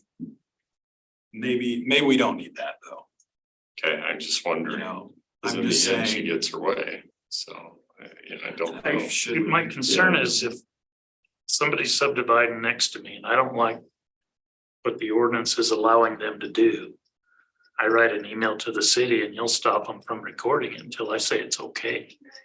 That's true. Leverage. Yeah. Because there's not, if there was a title issue, I mean, I'd be 100% resolve the title issue. No, I think that's a fair point. The other thing I would say though is that this is fairly unique. Because most subdivisions they're not dedicating a chunk of property to us on the property line, right? So it's not every subdivision is gonna have this issue, but I acknowledge your point. It's not a title issue. It's not that serious. What, So, in her email, she said that the ordinance leaves room for interpretation. Well, I What do think they she feel, was what do they disputing feel the like fact. the interpretation is? She's disputing the fact that it's not a double sided wall. What is adjacent? I think it comes down to what does adjacent mean? And there is some, you look up the definition of adjacent, and there is some wiggle room there because it suggests that something that's not abutting near could still be adjacent if it's near. And I'm talking about the legal definition, we've looked it up in Right. the legal dictionaries. I looked at it this morning, I listened to the record and I was just looking at some definitions and this is what I got, the most, there's a lot of them. These are the most that I got, most very near, next to, or touching. Or lying next to, contiguous or bordering on. Yeah. So, So to be adjacent, there may be a little wiggle room, but it's not 35 or like feet. 3 to 5 feet, not 35 feet. The other argument I guess they could make is because this is city-owned property, that it's effectively the same as a road. But that ordinance says, what's the language, Lena, is it adjacent to a public street? Adjacent, yeah. That's pretty specific. A public street is not a public utility easement. It's not city-owned property, it's a private street. So I'm just going with what it says, she says there may be room for interpretation, and maybe there is, but I don't think there's that much, in my opinion. So, and I'm with Rick. I mean, these are everybody on all sides of this are people that I'm their elders quorum president, so. But this is. I would say Maybe this you'll to them release too. it. This is honestly what I think, so. Thing that I kind of boil it down to is if I put Cody on one side and Dustin on the other, I don't make the developer build the wall. If I just insert somebody else in the two positions, I can't find a way to require the developer to build the wall. You're making buy lunch. On Thursday. I agree. I can't. The fact that they're really good friends and she's done some amazing things for the city and continues to do so. She's an ad hoc employee of the city. All those issues just cloud it up, make it ugly. Well, and that does bring up another issue. I don't think is a huge deal. But what if the city says, yeah, we'll pay for half of your wall? you know, a resident gets word that the city paid for half of a wall for a former city councilwoman. And there maybe was a questionable basis for that. You know, it's so in that sense, I think it does matter who it is. Not only as former city council person, but as I understand it, still employed by the city. I mean, on a limited basis, but anyway. Not that I usually sleep over that part of it, but it's there, it exists, so. And Kent did come back and offer to pay out. You can say, well, why didn't the city pay But money? he said he wasn't gonna do it. He told me that he'd originally worked it out, but then he had rescinded it and done the landscaping. The other thing too is this, the only options here aren't a straight yes or no. I mean, I think if you're gonna pay, I think you could, I don't know what I'm trying to say other than you could make another proposal too. You could say, we'll pay half of your half. I think there's still the same issues with that if you agree to pay the Well, whole what thing. about them reducing the cost by doing a different type of fence? It doesn't have to be a solid wall at $60 a foot or whatever to hire a mason to build it. What if they just did a solid vine at 25 a foot or something? Well, she has a fence. Yeah, she You does. know, She has a wire. She has a wire fence. Yeah, Well, so, it doesn't matter what you do, if you're doing anything, yeah, you're going to have some major right, feedback from right. people.